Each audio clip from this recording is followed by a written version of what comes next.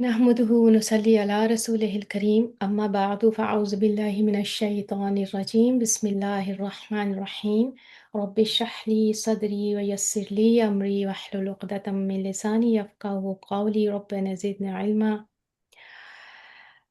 إن الله وملائكته يصلون على النبي يا أيها الذين آمنوا صلوا عليه وسلموا تسليما۔ اللہ تعالیٰ سے دعا کرتے ہیں کہ اللہ پاک ہمارا یہ سفر جو ہے وہ اس کو بڑی محبت اور عقیدت کے ساتھ ہمیں اس سفر سے گزارنے اور اس میں چلنے کی توفیق عطا فرمائے، اور دعا کرتے ہیں کہ یا باری تعالیٰ اس میں جو بھی مشکلات آئے ہیں اس کو ہمارے لیے آسان کر دیجیے، اور پیارے نبی کریم صلی اللہ علیہ وآلہ وسلم کی وہ ہمیں محبت عطا کریں جو اس کتاب کا جو ہے وہ اس کی انٹینشن ہے۔ اور دیکھیں سورہ احزاب آیا 56 میں اللہ سبحانہ تعالیٰ نے خود بتا دیا کہ ان اللہ و ملائکتہ، بے شک اللہ اور اس کے فرشتے کیا کرتے ہیں، یصلون علی النبی، جو ہے وہ سلام پیشتے ہیں نبی کریم صلی اللہ علیہ وآلہ وسلم پر، اور پھر اس کے بعد جو ہے مجھے اور آپ کو اللہ تعالیٰ نے کیا فرمایا، یا ایھا الذین آمنو، اے ایمان والو، صلو علیہ وسلموا تسلیما، اور آپ بھی جو ہے ایمان والوں کو کہہ دیا گیا کہ رسول اللہ صلی اللہ علیہ وسلم پر درود و صلوات بھیجو اور ادب کے ساتھ۔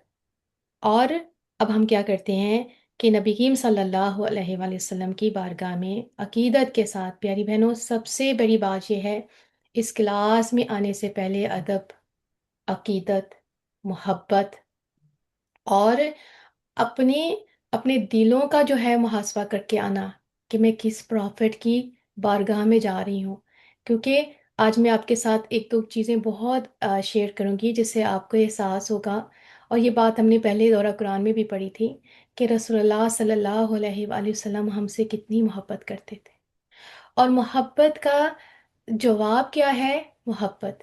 پیار کا جواب پیار ہے، ادب کا جواب ادب سے ہوتا ہے، اور جس ہستی کے لیے اللہ اور اللہ کے رسول کے لیے اللہ سبحانہ تعالیٰ اپنے فرشتوں کے ساتھ سلامتی بھیجتے ہیں اور مجھے اور آپ کو حکم دیا گیا، تو پھر سوچیں اس نبی کی شان کیا ہوگی۔ اور آج ہم جس محفل میں بیٹھے ہوئے ہیں یہ میرے نبی کی محفل ہے، اور صحابہ کرام جب نبی کریم صلی اللہ علیہ وسلم کی محفل میں بیٹھا کرتے تھے تو کہتے تھے کہ اگر ان کے سروں کے اوپر پرندہ بھی بیٹھ جاتا تھا نا تو شاید وہ بھی بیٹھ جاتا تھا، اتنے مگن اور اتنے جو ہے وہ اندر جو ہے ادب کے ساتھ بیٹھا کرتے تھے۔ تو میں آپ کو دیکھ نہیں رہی پیاری بہنوں، آپ مجھے دیکھ نہیں رہے، آئیے ہم ادب کو سیکھیے، کیونکہ ادب پہلا کرینہ ہے محبت کے کرینوں میں۔ اگر ہمارے رسول اللہ صلی اللہ علیہ وسلم کا نام مبارک ہمارے سامنے آئے تو آپ نے اور کیا کرنا ہے، جتنی بار بھی آئے گا آپ نے صلی اللہ علیہ وآلہ وسلم پڑھنا ہے، اور ارد گرد کے ماحول کو پاک کریں، ٹھیک ہے، ارد گرد کی ڈسٹریکشن کو تھوڑا سا سائڈ پہ کر دیں، کیونکہ یہ بہت بڑی بے ادبی ہے کہ ہم رسول اللہ صلی اللہ علیہ وسلم کا ذکر مبارک کریں اور ہمارے ذہن کسی اور جگہ ہوں، ہمارے دل کسی اور جگہ ہوں۔ تو یاد رکھیے گا اس دلوں کے کٹورے کو جو ہم لے کر آئے ہیں نا، اس میں اللہ سبحانہ تعالیٰ کا فیضان، اللہ کی معرفت، رسول اللہ صلی اللہ علیہ وسلم کی محبت اتنی دیر تک نہیں آئے گی جب تک ہم نے اپنے دلوں کو پاک نہ کیا۔ سیرت مبارکہ کو ہم نہیں سمجھ سکتے جب تک کہ ہم نے ادب کی جو ہے ادب کے زینے پہ اپنا قدم نہ رکھا، ٹھیک ہے۔ تو امید کرتی ہوں کہ آپ لوگ انشاءاللہ تعالیٰ اپنے دل کی انتہائی جو ہے افضل حالت کے اندر انشاءاللہ تعالیٰ آج میں اور آپ ہوں گے۔ تو چلیے درود پاک پڑھتے ہیں سب مل کر۔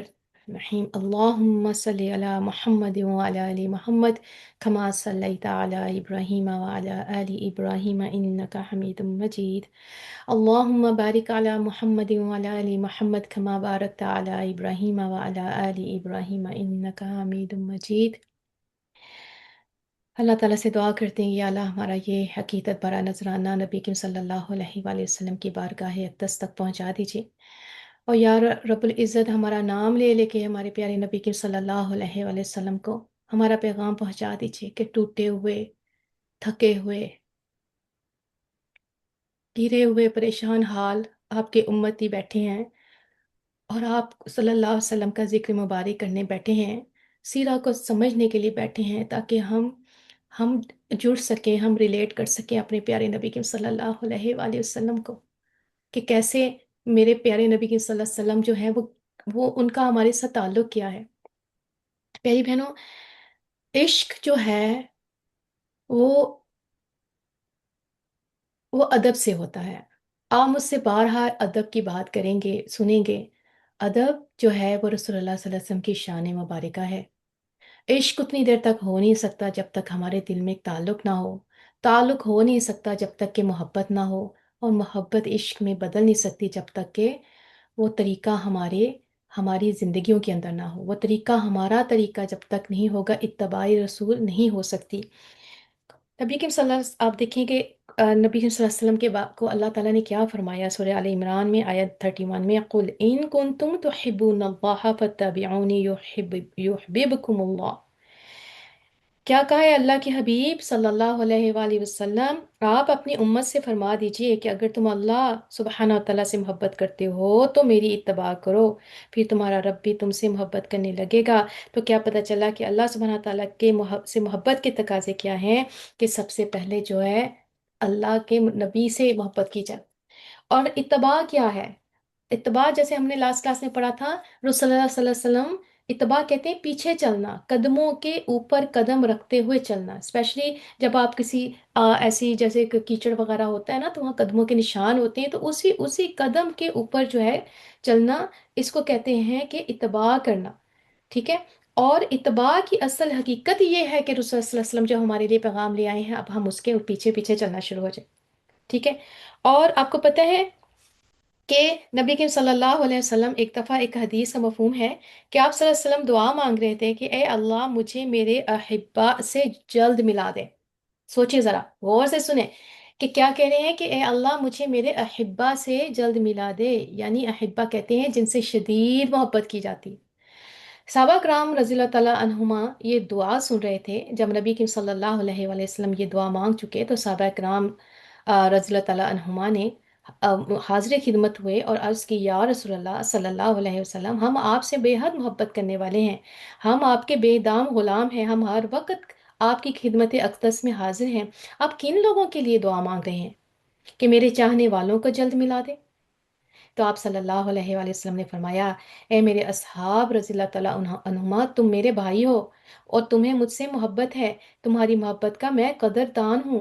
تم نے جبرائیل علیہ السلام کو اترتے دیکھا، تم نے میرا دیدار کیا، تم نے قرآن اترتے دیکھا، تم نے اللہ کی مدد اترتی دیکھی، تمہاری محبت بھی قابل قدر ہے۔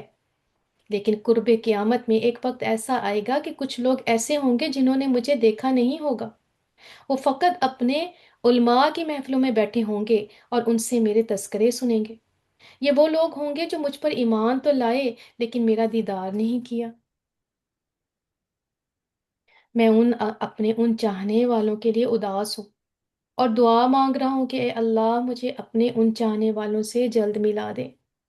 تو یہ وہ خوشخبری ہے، یہ وہ دعا ہے جو اللہ کے رسول صلی اللہ علیہ وسلم نے میرے اور آپ کے لیے کی۔ دیکھیں صحابہ کرام کا درجہ دیکھیں کیا تھا۔ رسول اللہ صلی اللہ علیہ وسلم نے بتایا کہ تم لوگوں نے نشانیاں دیکھی، میرے وہ لوگ ہوں گے جنہوں نے میرے تذکرے سن سن کے مجھ سے محبت کریں گے، میرے وہ لوگ ہوں گے جو قرب قیامت کے اندر جو ہے وہ صرف میرا نام سن سن کے مجھ سے محبت کریں گے۔ تو میرے پرافٹ نے صلی اللہ علیہ وسلم نے مجھے اور آپ کو اپنے احبا کہا اور دعا مانگی، اللہ مجھے ان سے ملا دے۔ تو سوچیں تو صحیح ذرا کہ میرے اور آپ کے رسول اللہ صلی اللہ علیہ وآلہ وسلم مجھے اور آپ سے ملنے کے لیے دعائیں کر رہے ہیں، تو میرا اور آپ کا بھی کام کیا ہے کہ ہم بھی اپنے رسول اللہ صلی اللہ علیہ وسلم سے ملنے کے لیے دعائیں کریں، ان کو چاہنے کے لیے، ان کو جانیں، ان کے ساتھ جڑنے کے لیے۔ ہم دیکھیں میرے پرافٹ کہاں سے آئے تھے، کس طرح تشریف لائے، وہ ہمارے پرافٹ خاتم الانبیاء کیسے بن گئے، امام المرسلین کیسے بن گئے۔ جب تک ہم اس چیز کے بارے میں سوچیں گے نہیں، ہمارا تعلق رسول اللہ صلی اللہ علیہ وسلم سے نہیں بن سکتا، اور جب تک ہم پرافٹ محمد صلی اللہ علیہ وسلم کے بارے میں نہیں جانیں گے، ہمارا اس قرآن سے تعلق نہیں بن سکتا۔ تو یہ ہے کہ رسول اللہ صلی اللہ علیہ وسلم جو ہے وہ دنیا میں جب تشریف لائے اس سے پہلے عرب کے احوال کی کیا کیفیت تھی. اگر ہم اس کا پس منظر نہیں دیکھیں گے تو ہمیں سیرت کا مقام سمجھنے میں جو ہے مشکل پیش آئے گی. تو اس کے لیے اب ہم نے کیا کرنا ہے کہ ہم تھوڑا سا، میں آپ کے سامنے جو ہے عرب کا محل وقوع جو ہے وہ تھوڑا سا آپ کے سامنے رکھتی ہوں، تاکہ ہمیں تھوڑی سی چیزوں کی سمجھ آ جائے. جیسے کہ آپ دیکھیں اس جو ہے اس میں ہم نے لاسٹ کلاس میں مقدمہ میں نے آپ کو تھوڑا سا بتا دیا تھا کہ مقدمہ کیا ہوتا ہے، کہ جو آتھر ہے لکھنے والا وہ جو ہے اس نے کیا سوچ کے جو ہے اس کتاب کو لکھا. اور ہم نے دیکھا تھا کہ جو ہے پڑھا تھا کہ مسلمانوں کا یہ علم ہو جائے کہ اس کا دین کن مراحل سے گزر گزر کے جو ہے وہ ہم تک پہنچا. اور پھر اس کے بعد اللہ تعالیٰ نے آپ صلی اللہ علیہ وسلم کو کیسی کیسی نسبی اور خاندانی شرافت بخشی، اور اس طرح وحی اور رسالت اور دعوت دین کے لیے منتخب فرمایا. ٹھیک ہے. اب میں جی مقدمہ جو ہے اس میں سے کچھ چیزیں جو ہے آپ کے سامنے پڑھ کے آپ کو بتا رہی ہوں تاکہ ہم کنیکٹ ہو جائیں جو ہے شروع سے. پھر آپ صلی اللہ علیہ وسلم نے اس راہ میں کیا کیا مشقتیں جھیلی، کیسے کیسے مسائب برداشت کیے، اور بالآخر کس طرح کے انعامات سے نوازے کے صلی اللہ علیہ وسلم. اللہ تعالیٰ نے پردہ غیب سے فرشتے بھیج کر، اسباب موڑ کر برکات نازل فرمائی، معجزات ظاہر کر کے کس کس طرح آپ کی نصرت و تائی یعنی آپ کی ہیلپ فرمائی، اور بڑے بڑے زور آور لشکروں نے آپ کی مٹھی پر جماعت کے سامنے شکست کھائی ہے. آج اب اگر آپ نے دورہ قرآن سے پہلے یہ کتاب پڑھی ہوتی تو شاید آپ کو سمجھنا اتنا جو ہے نا آسان نہ ہوتا. اب چونکہ دورہ قرآن کے بعد ہم نے ہر طرح سے دیکھ لیا تھا کس کون کون سے زور آور لشکروں کی بات ہو رہی ہے، کس کس طرح رسول اللہ صلی اللہ علیہ وآلہ وسلم کی جو ہے وہ مدد آتی ہے. رائٹ. تو اب آپ کو ان شاء اللہ تعالیٰ ان چیزوں کو سمجھنا آسان ہو جائے گا. پھر یہ باتیں جو ہے سیرت میں جو ہے سیرت کی کتابوں کے اندر جو ہے وہ نظر آتی ہیں. اسی وجہ سے شروع کے زمانے سے لے کر آج تک اس موضوع پر لکھنے لکھانے اور پڑھنے پڑھانے کا اہتمام ہوتا ہے. اور جو ہے علماء نے جو ہے اور بڑے بڑے سیرت کے اندر کام کیے ہیں، اور اس کا مقصد صرف اور صرف یہ ہے کہ ہمارا جو ہے پڑھنے والی اور ہماری نسل جو ہے وہ ہمیں جو ہے پتہ چل سکے کہ جو ہے سیرت جو ہے اس میں نبی کے صلی اللہ علیہ وسلم کی سیرہ کے اندر کون کون سی جو ہے وہ اتار چڑھاؤ آئے، اور ان کی صحیح معلومات ہوں. جس کے لیے صفی الرحمن مبارک پوری نے جب انہوں نے یہ کتاب لکھی تو وہ مدینہ یونیورسٹی مدینہ میں منورہ میں تھے، اور یہ 12 شوال 1415 ہجری کو انہوں نے یہ لکھی. اور اس سے پہلے بھی ہم نے بتایا تھا کہ پڑھا تھا کہ انہوں نے ایک بہت ہی پیاری کتاب جو ہے وہ لکھی تھی، جو ہے الرحیق المختوم. اور اور جو اس کے سیل نیکٹر اس کا جو ہے انگلش میں ترجمہ ہے. اور وہ انشاءاللہ تعالیٰ اس کتاب تجلیات نبوت کے بعد انشاءاللہ تعالیٰ جو ہے ہم ایک دو اور کتابیں پڑھنے کے بعد پھر ہم دوبارہ سے جو ہے الرحیق المختوم بھی پڑھیں گے انشاءاللہ تعالیٰ، تاکہ آپ کو اس کا ایڈوانس لیول جو ہے وہ سمجھ آ جائے. تو چلیں بسم اللہ کرتے ہیں. سب سے پہلے حلیہ مبارک. حلیہ مبارک رسول اللہ صلی اللہ علیہ وسلم کا جو حلیہ مبارک کیا تھا وہ کیسے دکھتے تھے. ٹھیک ہے. اور یہ امام ابن حزم رحمۃ اللہ علیہ نے بہت ہی خوبصورت طریقے کے ساتھ جو ہے نا انہوں نے پیش کیا. نبی کریم صلی اللہ علیہ وآلہ وسلم نہ بہت لمبے تھے نہ پستہ قد تھا، بلکہ ان کا قد مبارک جو ہے وہ درمیانہ تھا، میڈل ان کی جو ہائٹ تھی. رنگ کے اعتبار سے نہ آپ بالکل سفید تھے نہ گندم، نہ ان کا سانولا رنگ تھا نہ بہت ہی سفید تھا، بلکہ رنگ ان کا سفیدی کے ساتھ سرخی لیا جیسے انڈر ٹون جو ہے نا وہ سرخی ہوتی نا وہ. چہرہ مبارک 14ویں رات کے چاند کی طرح روشن، سبحان اللہ، چمکدار. سر کے بال نہ بالکل سیدھے نہ بالکل پیچدار، بلکہ ہلکی سی پیچیدگی کے ساتھ گھنگریالے تھے، یعنی ہلکے ہلکے جو ہے وہ کرل تھے رسول اللہ صلی اللہ علیہ وسلم کے بال. اب اعضاء کی بات آتی ہے. جوڑ و اعضاء جس سے ان کی باڈی تھی، ان کے جو جوڑ جو جوائنٹس کی ہڈیاں موٹی اور گوشت ان کے اوپر چڑھا ہوا تھا. پلکیں سیاہ سرمگی جیسے کہ ہم کاجل لگاتے ہیں نا، اور اوپر سے ہائی جو ہے نا آئی لائنر لگا رہے ہوتے ہیں. اور آنکھوں کی سفیدی میں باریک سرخ ڈورے، یعنی کہ جو آنکھوں کی سفیدی ہوتی ہے، ایک تو ہمارا جو ہے وہ بلیک ہوتا ہے، ایک سفیدی ہے، اس میں باریک باریک سرخ سرخ سے ڈورے. جیسے انسان ایک دم نیند سے اٹھتا ہے نا تو آنکھوں میں باس کرتے، تو رسول اللہ صلی اللہ علیہ وسلم کی یہ آنکھیں مبارکہ تھیں. دانت مبارک خوبصورت چمکدار. دہن منہ کہتے ہیں اعتدال کے ساتھ جو منہ ہے وہ نہ تو بہت کھلا نہ تنگ تھا. ना खूबसूरत, रफ्तार, चलते कैसे थे, तेज चलते थे तो मालूम होता था अब ढलवान जमीन पर उतर रहे हैं। यानी चलते चलते रसूलुल्लाह सल्लल्लाहु अलैहि वसल्लम, उनकी चाल, उनके कदमे मुबारक जो वो रखते थे जमीन के ऊपर, वो ऐसे थे जैसे इंसान नीचे की तरफ चल रहा होता है, यानी कि हम्बल होकर चलते थे, लेकिन फिर भी तेज चलते थे। राइट। तो जब आप तवज्जो फरमाते तो पूरे बदन के साथ, यानी कि कोई अगर आपके पास आता तो रसूलुल्लाह सल्लल्लाहु अलैहि वसल्लम पूरा जिस्म उस बंदे की तरफ मोड़ते। ये नहीं कि जिस्म किस तरफ है और बस गर्दन मोड़ ली और तवज्जो ना की। तो तवज्जो क्या होती है, पूरी पूरी जिस्म के साथ मोड़ के सामने आमने आई कांटेक्ट करते। यानी सिर्फ गर्दन फेर कर मुतवज्जो नहीं होते, निगाह अक्सर नीची रहती थी। ये है सुन्नतें। हमने सुन्नतों के बारे में पढ़ा था ना, ये है सुन्नतें। आराम से चलना, ठक ठक करते हुए ना चलना, जमीन के ऊपर जोर जोर पाँव मार के ना चलना, और निगाह अक्सर नीचे रहती। हथेलियां पुरगोश, हथेलियां जैसे हाथ के ऊपर थी तो वो हड्डियां नहीं, और हल्का हल्का गोश्त और मुलायम थी। एड़ी में ये जो हील होती है हमारी पाँव की हड्डी में गोश्त कम था। रेश मुबारक, यानी कि दाढ़ी मुबारक नबी के सल्लल्लाहु अलैहि वसल्लम की घनी, बाल स्याह। आपके पाँव के तलवे कतरे गहरे थे, यानी कि उनकी जैसे कि होती है ना कि आपकी जो है वो पाँव के नीचे जो एक आपकी आर्क होती है, आर्च होती है, वो गहरी थी। सर के बाल ज्यादा लंबे होते तो कान की लो तक या शाने तक पहुंच जाते, वरना निस कान की लो तक या शाने तक रहते। इसी वजह से जो है बाल की एक लंबाई होनी जरूरी है। ये जो अक्सर हमारे मर्दों को हम देखते हैं, हमारे लड़के हम देखते हैं ना कि वो जैसे फौजी कट हो गया, कहीं से बड़ा हो रहा, कहीं से छोटा हो रहा है। रसूलुल्लाह सल्लल्लाहु अलैहि वसल्लम का ये तरीका नहीं था। एक एक लेंथ जो है ये रसूलुल्लाह सल्लल्लाहु अलैहि वसल्लम की जो है उनकी थी। और आपके सर और दाढ़ी के बाल 20 से ज्यादा सफेद ना थे। सोचें तो सही, क्या जवानी थी मेरे प्रॉपर मोहम्मद सल्लल्लाहु अलैहि वसल्लम की, 20 बाल। यानी कि आप शान देखें सहाबा कराम की, कि वो अल्लाह के रसूल सल्लल्लाहु अलैहि वसल्लम के साथ उनका ताल्लुक कैसा था कि उनके सर के बाल भी गिने हुए थे उन्होंने। और यानी गिनती के बाल जो है वो सफेद थे। और ये जो है इमाम अबू अबू मोहम्मद अली बिन बिन अहमद बिन सईद बिन हज़म अल मुतवफ़ा 452 हिजरी में, जो इन्होंने ये जो है रसूलुल्लाह सल्लल्लाहु अलैहि वसल्लम का जो हुलिया मुबारक लिखा, तो वो फोर्थ हुए 456 हिजरी में। हुलिया मुबारक अब हज़रत उम्मे माबद रज़ी अल्लाह तआला अन्हा की ज़बानी।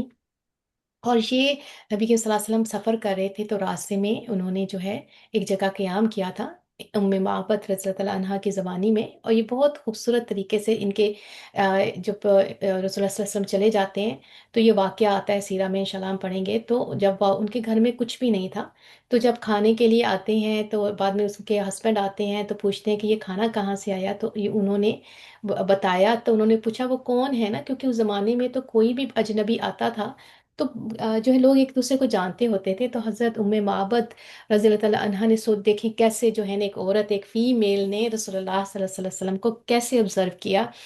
कहती है पाकीज़ा रूह, यानी कि एक ऐसा इंसान जो पाकीज़ा है। कौन आया था? पाकीज़ा रूह, कुशादा चेहरा, पसंदीदा खू, यानी कि पसंदीदा खू कहते एक अच्छा खाने वाला। ना तो तोंद निकली हुई थी, ना तो पेट मुबारक जो है वो बाहर निकला हुआ था, ना चंद्रिया के बाल गिरे हुए थे, ना ही सर के ऊपर जो है वो गंजे थे, यानी कि उनके गिरे नहीं हुए थे, बाल मुबारक थे। जेबा, खूबसूरत, साहबे जमाल, आंखें स्याह और फराग, बाल लंबे और घने, आवाज में भारीपन, यानी कि मैस्कुलन उनकी आवाज थी, बुलंद गर्दन, रोशन मर्द मर्द सुरमगी चश्म, आंखें सुरमगी, सुरमा लगी हुई है कुदरतन, जैसे कि ना जो है वो सुरमा लगा हुआ है। बारीक और पेवस्ता अबरू, जो आईब्रोज थे वो बारीक, स्याह घुंघराले बाल, खामोश वकार के साथ, गोया दिल बस्तगी लिए हुए, यानी कि वकार के साथ खामोश। उनका जो है हुलिया मुबारक देखें कि जब वो बैठे हुए होंगे तो कैसे उन्होंने उनको ऑब्जर्व किया। दूर से देखने में जो है जबिंदा व दिल फरेब, यानी दूर से देखें तो दिल जैसे कि महव हो, महव हो। और करीब से नहाय शीरीं और कमाल और हसीन, अगर नज़दीक से देखें تو بہت ہی محبت اور کمال اور حسین شیریں کلام، یعنی کہ جب بات کریں تو میٹھا کلام، واضح الفاظ، اور بات کریں تو الفاظ میں ٹرانسپیرنسی، واضح جو الفاظ بتا رہی ہیں وہ واضح کلام، کلام کی کمی بیشی الفاظ سے معرہ، یعنی کہ کلام کیا تو ایسے فضول باتیں نہیں کی، ایسے تمہید نہیں باندھی، ٹو دا پوائنٹ بات، اور تمام گفتگو موتیوں کی لڑی جیسی پروئی، یعنی گفتگو میں الفاظ ایسے کہ جیسے کہ موتی موتی لڑے ہوئے، موتی جڑے ہوئے، میانہ قد، درمیانہ قد، کہ کوتاہی سے حقیر نظر نہیں آتے تھے، کہ ایسا نہیں کہ جو ہے وہ اتنے چھوٹے، جیسے کہ جو ہے اکثر لوگوں کے لیے اونچا قد اور اتنی قامت کو لوگ حقیر کی نظر سے دیکھتے تھے نا، تو انہوں نے کہا کہ یہ جو ہے نا وہ دور سے جو ہے، سوچیں کہ ایک عورت کا آپ ذرا اندازہ دیکھیں کہ ایک وومن کتنی محبت کے ساتھ جو ہے ان کو انہوں نے دیکھا، اور ایک ایک چیز رسول اللہ صلی اللہ علیہ وسلم کی نوٹ کی اور اپنے اپنے جو ہے نا ہسبینڈ کو بتا رہی ہیں، اور اس کے بعد نہ طویل کی آنکھ سے نفرت کرتی ہے، نہ اتنا اونچا قد کے دیکھتے دیکھتے بندہ جو ہے نا وہ تھک جائے، نظر تھک جائے، اور زبیندہ لہار کی تازہ شاخ، جیسے کہ ایک ایک جو پودا ہوتا ہے اس کی تازہ تازہ جو شاخ نکلتی ہے نا، خوبصورت خوبصورت نازک نازک، اور پھر اسی طرح کہ دل کو، نظر کو جو ہے نا لبھانے والا منظر، قدر رفیق ایسے، یعنی دوست ایسے کہ ہر وقت ان کے گرد و پیش رہتے ہیں، یعنی کہ ان کے جو دوست ہیں، ان کے جو چاہنے والے ہیں، ہر وقت ان کے ارد، انہوں نے دیکھا ان کے صحابہ کرام جو ہے جیسے کہ ایک شہد کی مکھی کے ارد گرد نہیں ہوتے، جو مکھیاں ہوتی ہیں شہد کے ارد گرد، ویسے جب وہ کچھ کہتا تو چپ چاپ سنتے، تو یہ ہے سنت مبارکہ، یہ ہے طریقہ کہ جب وہ کچھ بولتے تو ان کے صحاب چپ چاپ سنتے، خاموشی کے ساتھ سننا، یہ رسول اللہ صلی اللہ علیہ وآلہ وسلم کا یہ یہ شان ہے ان کی، کہ جب آپ کا ذکر مبارک آئے، آج جب ہم رسول اللہ صلی اللہ علیہ وسلم کی حدیثیں پڑھیں تو ہمارا بھی یہی انداز ہونا چاہیے جو صحابہ کرام کا ہوتا تھا، چپ چاپ سنتے، حکم دیتا ہے تو تعمیل کرتے، سمعنا و اطعنا، حکم دیا تو تعمیل کر دی، بٹ اف بیکاز،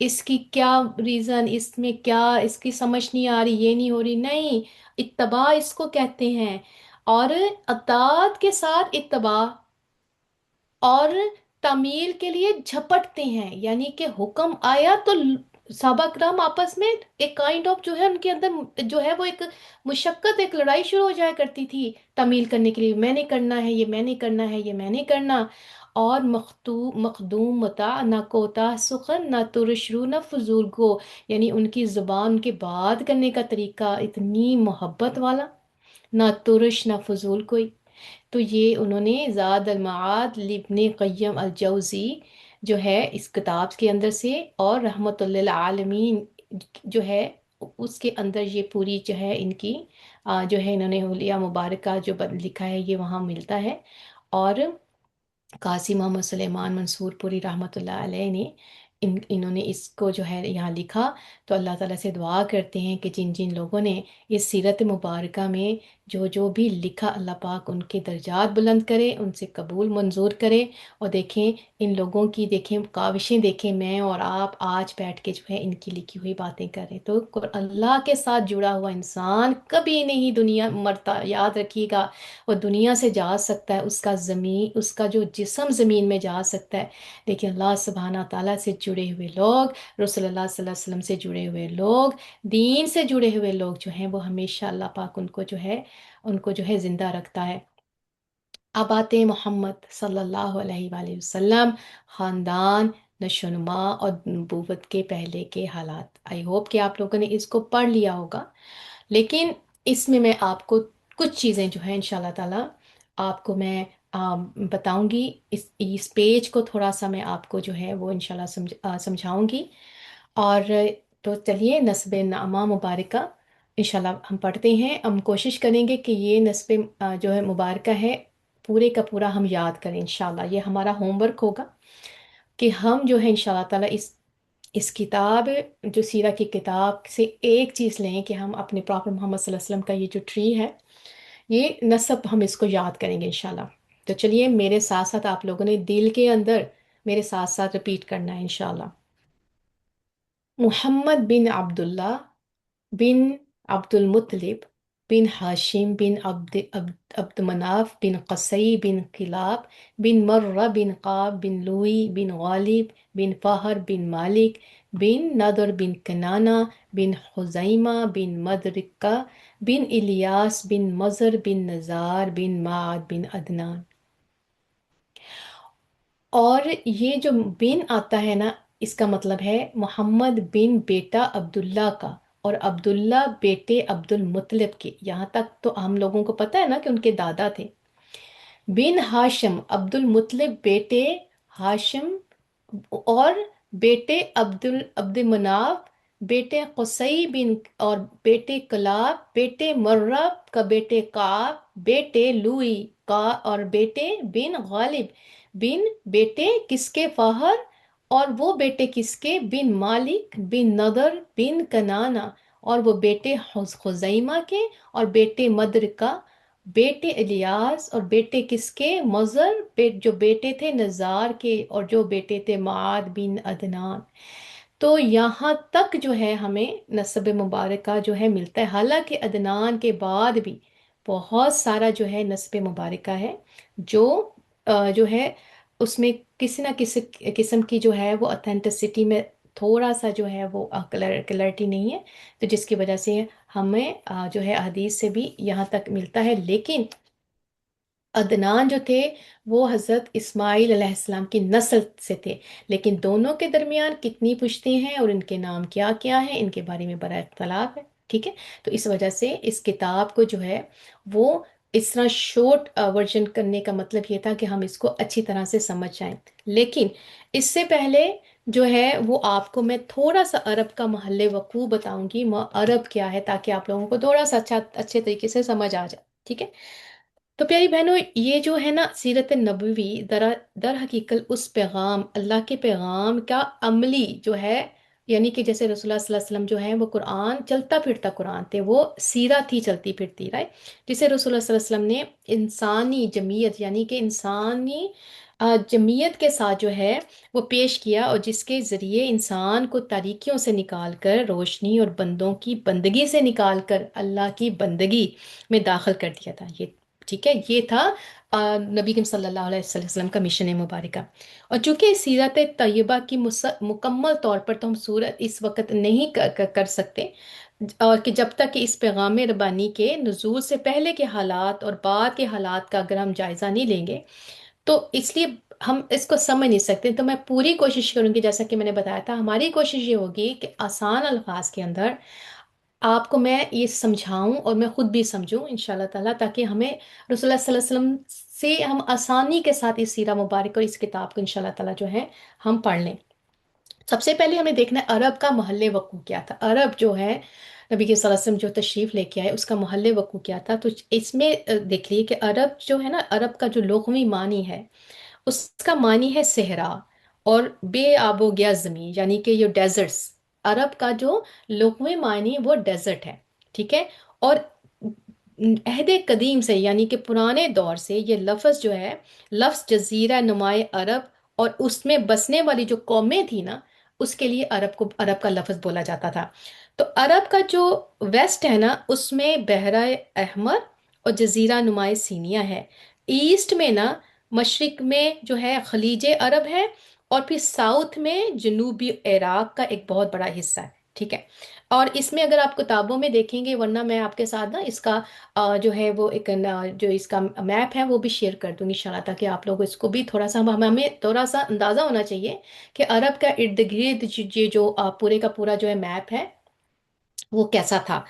اچھا، اب ساؤتھ جو ہے، یعنی جنوب میں جو بحر عرب ہے، جو حقیقت میں بحر ہند کا پھیلاؤ ہے، یعنی کہ بحر ہند، بحر کہتے ہیں نا سمندر کو، بحر ہند کا پھیلاؤ ہے۔ اور نارتھ میں، شمال میں ملک شام ہے، اور کسی قدر شمالی یعنی کہ نوردن عراق جو ہے وہ اس سائڈ پہ ہے۔ اور ان میں سے بعض سرحدوں کے متعلق بھی اختلاف ہے، اور اگر اس کا کل رقبہ جو ہے اس کا اندازہ لگایا جائے نا اس کا عرب کا محل وقوع کا، وہ تو 10 لاکھ سے لے کے 13 لاکھ مربع میل تک کیا گیا ہے۔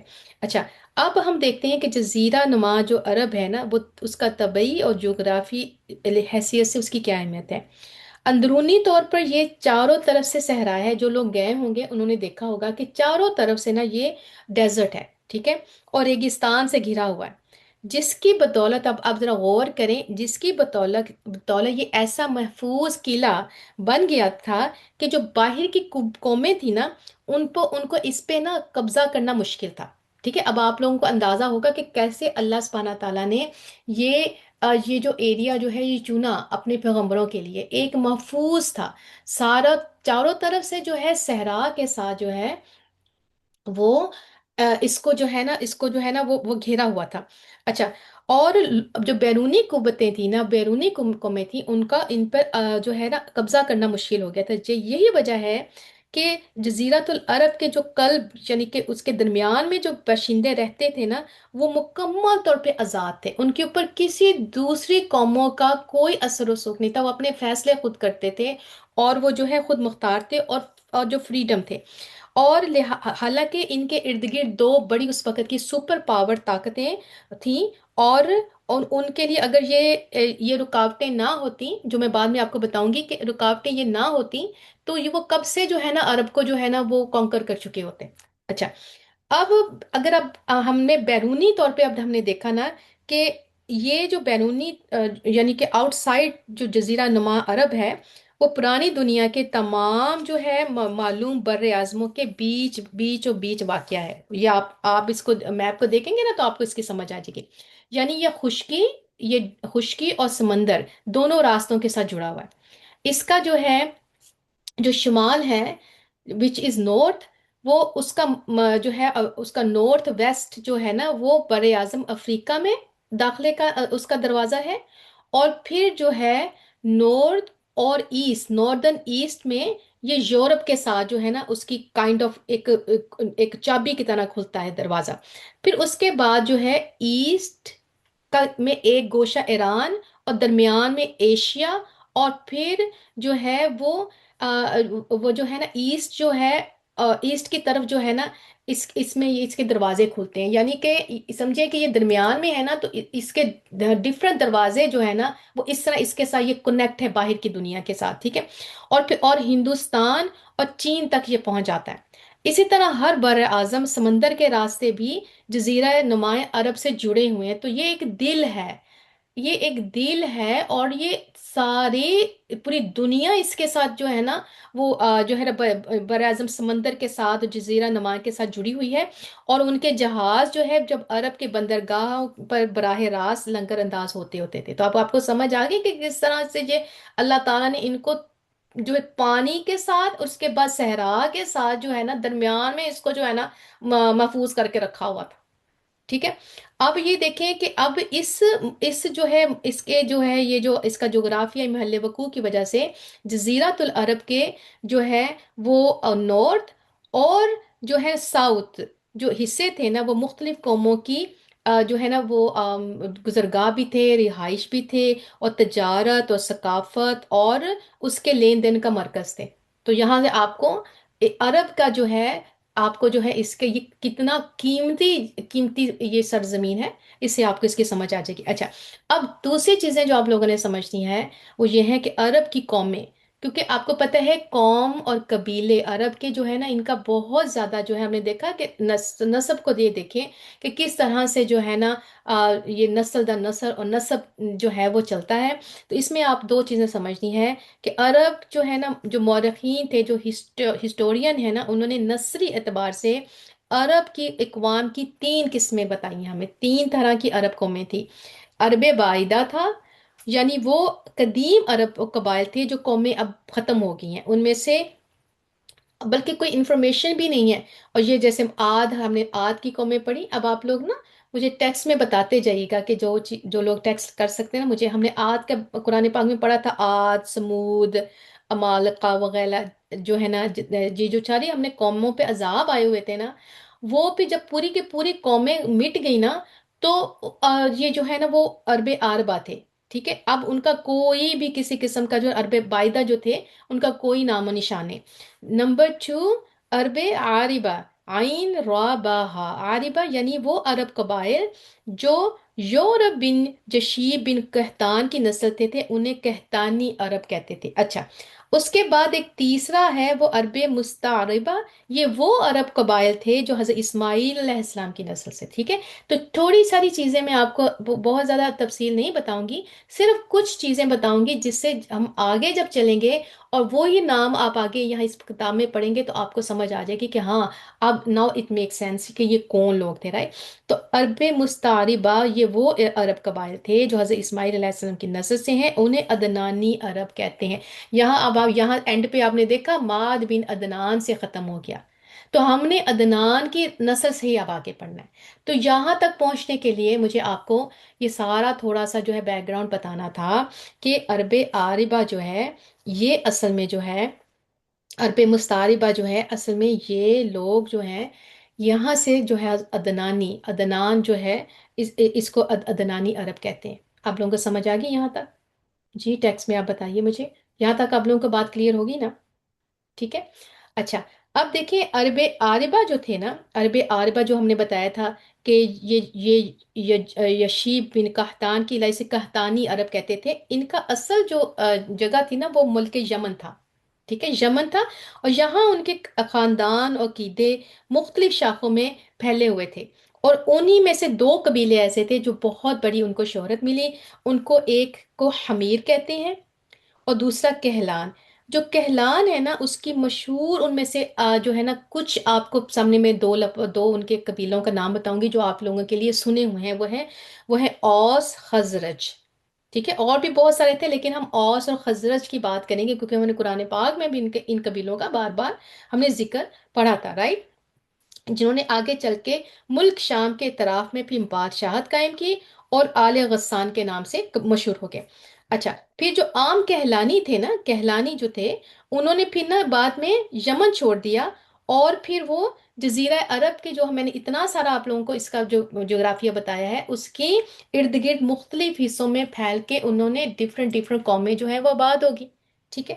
اور پھر اس کے بعد جب رومی مصر اور شام یہ وہ اس وقت کی سپر پاور طاقتیں تھیں جو ارد گرد تھیں، انہوں نے کیا کیا کہ رومیوں نے مصر شام پر قبضہ کر کے اہل یمن کی تجارت جو تھی نا بحری راستے پہ اپنا تسلط جو ہے نا جما لیا۔ اب آپ یہ جو ایران اور یہ ساری چیزیں آج کے دور میں اب کر رہے ہیں نا کہ کس طرح جہاز نہیں جانے دیتے اور جو ہے وہ بحری جہازوں کو روک دیا جاتا ہے، رائٹ؟ تو اب آپ کو سمجھ آئے گا کہ عرب جو تھا اصل میں پوری دنیا جو ہے اس کے ساتھ جو ہے نا وہ جڑی ہوئی ہے، ٹھیک ہے؟ اور اور پھر اس کے بعد انہوں نے کیا کیا کہ جب انہوں نے قبضہ کیا تو بڑی بڑی جو شاہراہیں تھیں جو اس وقت کے یہ جو عام جو کہلانی قبائل تھے جو اس کو یوز کرتے تھے اپنے تجارت وغیرہ کے لیے، انہوں نے کیا کیا جب اپنا دباؤ بڑھایا تو کہلانیوں کی تجارت تباہ ہو گئی۔ اب آپ کو یہاں سمجھ آئے کہ جب باہر کی قوموں نے آ کے رومیوں نے جب قبضہ کیا تو انہوں نے پھر جو ہے کہلانیوں کی تجارت تباہ کر دی۔ اب اس کے بعد کیا ہوا کہ مگر ہم حمیری قبائل جو تھے اپنی جگہ برقرار رہے، اور اس کے بعد جو ہے پھر اب ہم پڑھیں گے کہ انہوں نے ان میں سے جو ہے سالبہ بن عمرو اس نے حجاز کا رخ کیا، اور پھر اس کی نسل الاولاد جب بڑی ہوئی خاندان مضبوط ہوا تو وہ مدینہ کی طرف آیا اور اسی کو امتن بنایا، اور وہ اسی سالبہ کی نسل سے اوس اور خزرج جو سالبہ کے صاحبزادے حارثہ کے بیٹے ہیں۔ تو یہ چند الفاظ مجھے آپ کو میں نے بتانا ہے تاکہ آپ لوگ جو ہیں آپ کو اس بات کا سمجھ آ جائے کہ ہم لوگ جو ہے نا یہ جو اب آہستہ آہستہ جو ہے پھر عدنان سے ہم شروع ہو جائیں گے۔ اب ہم نے یہ دیکھنا ہے عرب مستعربہ جو حضرت جو ہے ابراہیم علیہ السلام کے اصل عراق کے شہر اور کے باشندے تھے، ٹھیک ہے؟ یہ ہم نے اب آگے ہیں کہ حضرت عدنان جو تھے وہ پھر ڈائریکٹ جو ہے ان کا تعلق جو ہے حضرت ابراہیم علیہ السلام کے ساتھ تھا، اور ہم اب ابراہیم علیہ السلام سے شروع کریں گے۔ یہاں تک آپ لوگوں کو سمجھ آئی؟ میں اتنا ہی آپ لوگوں کو آسان کر سکتی تھی کیونکہ یہ بہت کمپلیکیٹڈ ہے، تو انشاءاللہ جب آپ کے یہ جو ہے مسلس آپ کے ڈیولپ ہوں گے نا سیرہ کو پڑھنے کے لیے، اور الفاظوں کا آپ کو جو ہے تھوڑی سی سمجھ آنی شروع ہو جائے گی، ناموں کی سمجھ آنی شروع ہو جائے گی، تو آپ کے لیے انشاءاللہ تعالیٰ جو ہے وہ ایڈوانس لیول کی سیرہ پڑھنا بھی آسان ہو جائے گا، ٹھیک ہے؟ आप लोग मेरे साथ हैं ना अभी तक? थके तो नहीं है, बोर तो नहीं हो रहे? हम्म। ठीक है ना? चले चले दुरूद पाक पढ़ते हैं। अल्लाहुम्मा सल्ली अला मुहम्मद व अला आलि मुहम्मद कमा सल्लैता अला इब्राहीम व अला आलि इब्राहीम इन्नका हमीदुम मजीद। अल्लाहुम्मा बारिक अला मुहम्मद व अला आलि मुहम्मद कमा बारकता अला इब्राहीम व अला आलि इब्राहीम इन्नका हमीदुम मजीद। अच्छा, चले अब हम आते हैं हजरत इब्राहीम अलैहिस्सलाम की तरफ। तो आपने पढ़ा था ना कि असल वो इराक के एक शहर ऊर के बाशिंदे थे। और ये जो शहर था ये दरियाए फरात के जो है वो वेस्ट, जो साहिल कूफे के करीब वाक़या था। ठीक है। और उसकी जब खुदाई के दौरान जो किताबें बरामद हुई ना, उनमें से उस शहर की बहुत सी तफासिल जो है ना ये जो हिस्टोरियंस को मिली हैं। और हज़रत इब्राहीम अलैहिस्सलाम के ख़ानदान की बात तफसीलात और वहाँ के मुल्क के रहने वालों के दीनी और इज्तमाही हालात से भी पर्दा उठा, जिससे हमें ना जो है ना हमें समझ आई उनकी जो हिस्ट्री का पता चला। अच्छा, अब आपको यहाँ तक तो मालूम है ना कि हज़रत इब्राहीम अलैहिस्सलाम जो थे, यहाँ तक आपको पता है कि हज़रत इब्राहीम अलैहिस्सलाम यहाँ से हिजरत करके शहर हज़ान की तरफ तशरीफ़ ले गए थे। फिर वहाँ से फ़लस्तीन जाकर उसी मुल्क मुल्क उन्होंने अपनी पैगम्बराना सरगर्मियों का मरकज़ बना लिया था। अब जबकि चूंकि अब हम गज़ा इज़ वेरी एक्टिव, हम लोग बात सुन रहे हैं इराक का, हम बात सुन रहे हैं ईरान के बारे में सुन रहे होते हैं, राइट? हमें जो है, तो आपको ये बातें, अब आपको ये नाम अब हमारे लिए ना नए नहीं रह गए। इसलिए आज के दौर में सीरत को जब आप समझेंगे ना, तो आपको हर चीज़ ज़ाहिर होनी शुरू हो जाएगी कि ये हमारा ये जो मस्जिद मस्जिद अक्सा और ये जो गज़ा और ये हमारे लिए क्यों इम्पोर्टेंट है। ठीक है, क्योंकि हज़रत इब्राहीम अलैहिस्सलाम ने जाके वहाँ फ़लस्तीन जाके उसी मुल्क में फिर तमाम पैगंबरों का सरगर्मियों का मरकज़ था। ठीक है। और दावत और तबलीग के लिए यहीं से इन एंड आउट उनका अंदर जाना, बैरून मुल्क जाना, वो इसी मुल्क से जाते थे। और एक बार आप जो है हज़रत इब्राहीम अलैहिस्सलाम मिस्र तशरीफ़ ले गए और फिरौन ने आपकी बीवी हज़रत सारा की कैफियत सुनी। तो फिरौन, आपको पता है ना कि मिस्र के हर बादशाह को फिरौन कहते हैं, उस बादशाह का नाम ही फिरौन होता है। हज़रत इब्राहीम अलैहिस्सलाम की और कुरान में भी मैंने आपको बताया था कि हज़रत सारा बहुत खूबसूरत थी उनकी बीवी। तो ये जो बादशाह था ना, ये इसकी नज़र गंदी थी। तो जब इसको पता चला कि हज़रत सारा बहुत खूबसूरत हैं, तो वो बदनीयत हो गया और अपने दरबार में उसने बुरे इरादे से बुलाया। लेकिन अल्लाह ने हज़रत सारा अलैहिस्सलाम की दुआ के नतीजे में गैबी तौर पर फ़िरौन की ऐसी गिरफ्त की कि वो हाथ पांव मारने लगा। उसको एक किस्म का उसके हाथ पांव ही नहीं चल चल रहे थे, उसने हाथ बढ़ाने की कोशिश की, उसका हाथ ही वहीं रुक गया। तो अल्लाह ताला ने हज़रत सारा की ये मदद की। और उसने क्या किया कि इस हादसे की वजह से वो समझ गया कि हज़रत सारा अल्लाह ताला की ख़ास मुकर्रब बंदी हैं। और वो हज़रत सारा की इस खसूसियत से इतना मुतासर हुआ कि उसने अपनी बेटी हाजरा अलैहिस्सलाम को उनकी खिदमत में दे दिया। और यहाँ मशहूर बाज़ जगह मशहूर होता है कि हज़रत जो है ना, हज़रत हाजरा जो है वो लौंडी थी, गुलाम थी। और यही बनी इसराइल जब हज़रत हाजरा का जिक्र करते हैं ना, तो याद रखें हज़रत सारा से हज़रत इसहाक अलैहिस्सलाम है। और हजरत इसहाक के जो बाकी जो बेटे थे ना, वो फिर जो है ना, जिससे बनी इसराइल बनी है। और हजरत इस्माइल से जो है नबी करीम सल्लल्लाहु अलैहि वसल्लम आते हैं। तो अब आपको समझ आ जाएगी कि ये इसराइल और इब्राहिम जो है वो दादा एक थे। ठीक है, उनके आगे दो बेटे थे, इसहाक और इस्माइल अलैहिस्सलाम, राइट? तो अब आपने ये देखना है कि इनके किताबों में मशहूर है कि हजरत हाजरा अलैहिस्सलाम लौंडी थी। और इस वजह से वो लौंडी जो लौंडी थी, इसलिए वो उनको जो है ना, नाउज बिल्ला जो है ना, वो हजरत इस्माइल अलैहिस्सलाम को एक्सेप्ट ही नहीं करते थे। वो कहते थे ये तो उनकी नाउज बिल्ला जो है वो तो उनका तो नसब ही ठीक नहीं है। लेकिन यहाँ हमें जो है यहाँ हमें किताबों से और पता चलता है, और रहमतुल लिल आलमीन जो बुक है सीरा की, उससे हमें पता चलता है कि ये जो है वो आजाद, वो लौंडी नहीं बल्कि आजाद थी और फिरौन की बेटी थी। और उसी बादशाह की बेटी थी जिसने हज़रत सारा अलैहिस्सलाम पर बुरी नजर डाली। मगर जब अल्लाह, अब आपने यहाँ देखना है, जब अल्लाह की प्लानिंग होती है ना, तो अल्लाह की प्लानिंग कैसे शुरू होती है। तो यहाँ आपने अल्लाह सुब्हानहू तआला की प्लानिंग भी साथ साथ देखनी है कि रसूलुल्लाह सल्लल्लाहु अलैहि वसल्लम को खातमुन नबीयीन बनाने के लिए कहाँ से बातें शुरू होती हैं। तो उस बादशाह ने हज़रत हाजरा अलैहिस्सलाम को दे दिया हज़रत सारा को।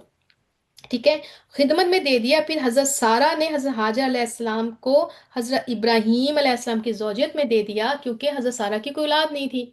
ठीक है। अब आप इसको आगे समझते जाइए कि हजरत इब्राहीम अलैहिस्सलाम हजरत सारा और हजरत हाजरा को लेकर फलस्तीन वापस चले गए। ٹھیک ہے؟ جب اللہ تعالیٰ نے حضرت ابراہیم علیہ السلام کو حضرت ہاجرہ علیہ السلام سے ایک جو ہے بیٹا دیا جو اسماعیل علیہ السلام تھے، اس پر حضرت سارہ جو بے اولاد تھی کیونکہ عورت تھی، ان کے دل کے اندر تھوڑی سی ایک خاص قسم کی کیفیت پیدا ہوئی۔ ٹھیک ہے؟ اب اس کو بھی ہم نے دیکھنا ہے کہ ہم جب یہ پیغمبروں کی بات کر رہے ہیں تو ہمیں سیرہ میں بھی، ہمیں قرآن پاک میں بھی یہ بارہا نظر آتا ہے کہ وہ بھی تو انسان تھے۔ ٹھیک ہے؟ تو انہوں نے کیا کیا، ان کے اندر جو ہے ہلکی سی جو ہے نا ایک کیفیت پیدا ہوئی، تو انہوں نے کیا کیا، حضرت ابراہیم علیہ السلام کو مجبور کیا کہ حضرت حاجر علیہ السلام کو ان کے نوزائیدہ بچے سمیت جلا وطن کر دے۔ حالانکہ یہ اللہ کا پلان تھا، لیکن یہ مینز کون بنی، حضرت سارہ۔ ٹھیک ہے؟ اس کے بعد کیا ہوا کہ حضرت اسماعیل علیہ السلام کو لے کے جو ہے نا ان کو حضرت حاجرہ کی، سارہ کی بات ماننی پڑی، اور وہ حضرت حاجرہ حضرت اسماعیل علیہ السلام کو لے کر حجاز تشریف لے گئے، اور وہاں ایک بے آب و گیا وادی میں بیت اللہ شریف کے قریب ٹھہرا دیا، جہاں اس وقت بیت اللہ نہیں تھا۔ ٹھیک ہے؟ اس وقت جو ہے بیت اللہ نہیں تھا، تو انہوں نے کیا کیا، اور صرف ٹیلے کی طرح ایک ٹیلا سا چھوٹا سا جو ہے نا زمین ابری ہوئی تھی، سیلاب آتا تھا تو دائیں بائیں سے کترا کر گزر جاتا تھا۔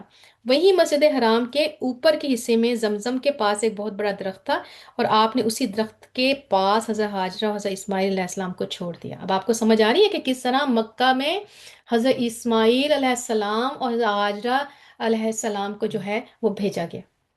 ٹھیک ہے؟ اور اس وقت مکہ میں نہ پانی تھا نہ کوئی آدم ذات تھا، اور اس لیے ابراہیم علیہ السلام نے ایک چھوٹے سے بول کے اندر کچھ کھجوریں اور ایک مشکیزے میں پانی رکھ دیا، اور اس کے بعد آپ فلسطین واپس چلے گئے۔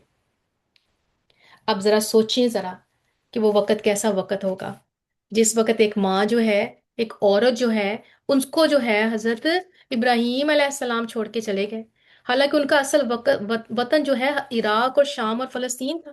پڑھتے آ رہے ہیں نا، اب آپ کو عراق اور فلسطین کا پتہ چل رہا ہے نا کہ یہ ہمارے انبیاء کی جو ہے وہ جگہ تھی، اور جو ان لوگوں نے جو ہے وہ بیٹھ کے جو ہے یہ اپنے آپ کو یہ بنی اسرائیل جو ہے وہ اون کرنے کی کوشش کر رہے ہیں۔ تو اب کیا ہوتا ہے کہ حکم الہی تھا کہ بولنا نہیں ہے، بتانا بھی نہیں ہے کہاں جا رہے ہو۔ تو جب حضرت ابراہیم علیہ السلام، حضرت ختیجہ، حضرت حاجرہ علیہ السلام اور حضرت اسماعیل علیہ السلام کو خاموشی سے چھوڑ کے جا رہے ہیں، تو بی بی حاجرہ علیہ السلام پیچھے پیچھے دوڑتی ہیں، کہتی ہیں خلیل اللہ، یہ آپ کیا کر رہے ہیں؟ یہاں تو کوئی عبادی نہیں، کوئی انسان نہیں، ہمیں تنہا چھوڑ کے کہاں جا رہے ہیں؟ تو حضرت ابراہیم علیہ السلام خاموش رہے، کیونکہ اللہ کا حکم تھا کہ جواب نہیں دینا۔ پھر کیا ہوا کہ بی بی حاجرہ علیہ السلام جنت معلیٰ کے تک پیچھے پیچھے جاتی ہیں۔ حضرت ابراہیم علیہ السلام اونٹنی پر سوار خاموشی سے جا رہے تھے۔ بی بی حاجرہ علیہ السلام نے عرض کیا، ایک بات تو بتا دے، اللہ امرک بہذا، کیا یہ اللہ عز و جل نے آپ کو حکم دیا ہے، یا آپ خود ہم سے ناراض ہو کے جا رہے ہیں؟ وہ پریشان ہوگی کہ کہیں ایسا تو نہیں ہے کہ مجھ سے جو ہے نا ناراض ہو کے مجھے چھوڑ کے جا رہے ہیں، رائٹ؟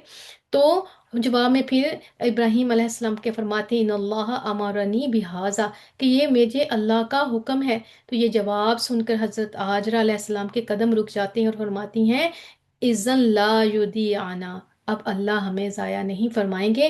اور ایک روایت میں آتا ہے کہ حضرت حاجر علیہ السلام نے فرمایا حسبنا اللہ ونعم الوکیل، اور جو کہ سورہ آل عمران کی آیت 173 ہے، یعنی اللہ ہمارے لیے کافی ہے اور وہ بہترین کارساز ہے۔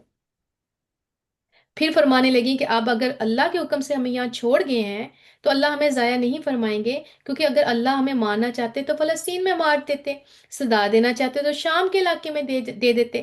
تو ان مقامات کو چھوڑنے کا حکم جو آپ کو علیہ السلام حضرت ابراہیم کو اللہ تعالیٰ نے دیا، تو اللہ ہمیں ضائع نہیں فرمائیں گے۔ تو یہاں ہم عورتیں ہیں نا پیاری بہنوں، تو تھوڑی دیر کے لیے سوچیں ذرا کہ جب اللہ سبحانہ تعالیٰ نے بڑے بڑے کام لینے ہوتے ہیں نا، تو بڑی بڑی ایسی رکاوٹیں، بڑے بڑے ایسے معاملات ہوتے ہیں جن کی سمجھ ہی نہیں آ رہی ہوتی۔ تو یہاں ایک عورت کا، آپ دیکھیں کہ ایک عورت کے وجود نے مکہ مکرمہ جو ہے اس کو آباد کیا۔ ایک ماں نے اپنا بیٹا جو ہے حضرت اسماعیل علیہ السلام کی نسبت جو ہے وہ پھر ایک عورت کو جاتی ہے، حضرت ہاجرہ علیہ السلام۔ تو میں چاہتی ہوں کہ آج ہم عورتیں ہیں نا، تو تھوڑا سا ہم اپنے آپ کو اس فیشن اور اس برانڈ سے باہر نکالیے، تو دیکھیں تو صحیح کہ ایک عورت کا مقصد، ایک عورت کا مقام کیا ہے، اور ہمارے فرائض کیا ہیں، اور یہ بھی سنتیں ہیں انبیاء کی۔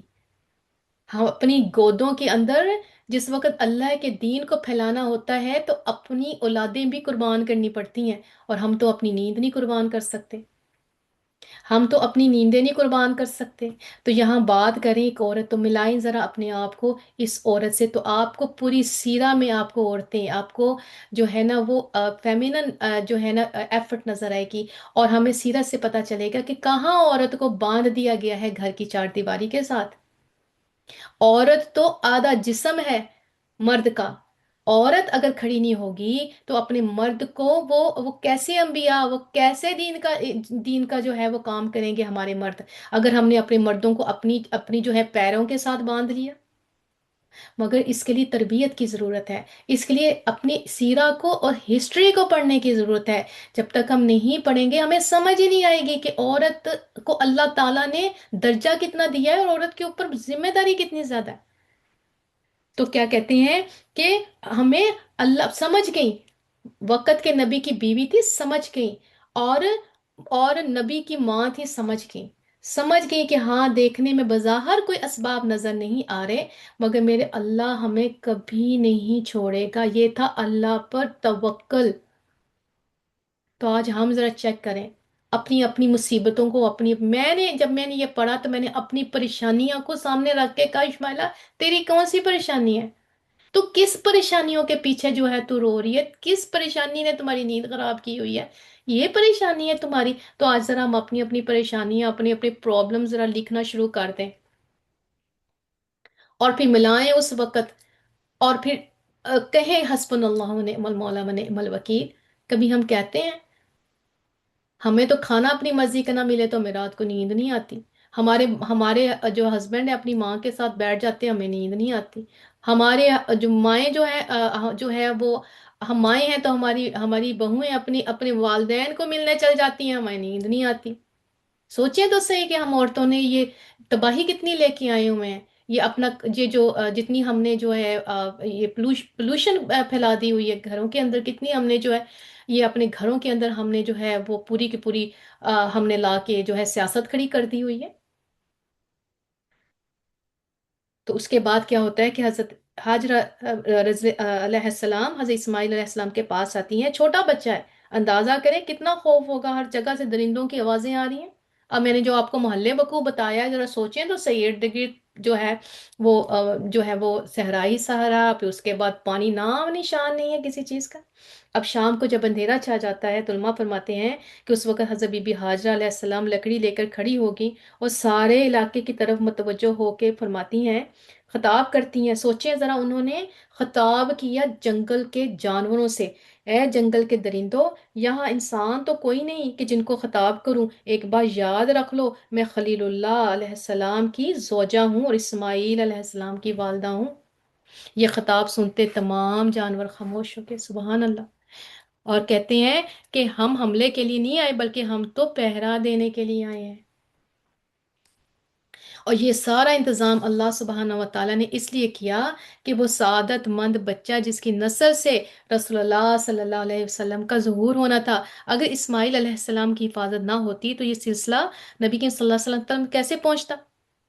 ابراہیم علیہ السلام کا مکہ مکرمہ کی طرف ہجرت کرنا، کعبۃ اللہ کو تعمیر کرنا، پھر آسمانوں پر پہرے بٹھانا، یہ ساری چیزیں جب ان پر نظر ڈالی جاتی ہیں پیاری بہنوں تو محسوس ہوتا ہے کہ یہ جو ساری محفل جو سجائی جا رہی تھی وہ تو رسول اللہ صلی اللہ علیہ وسلم کے لیے سجائی جا رہی تھی۔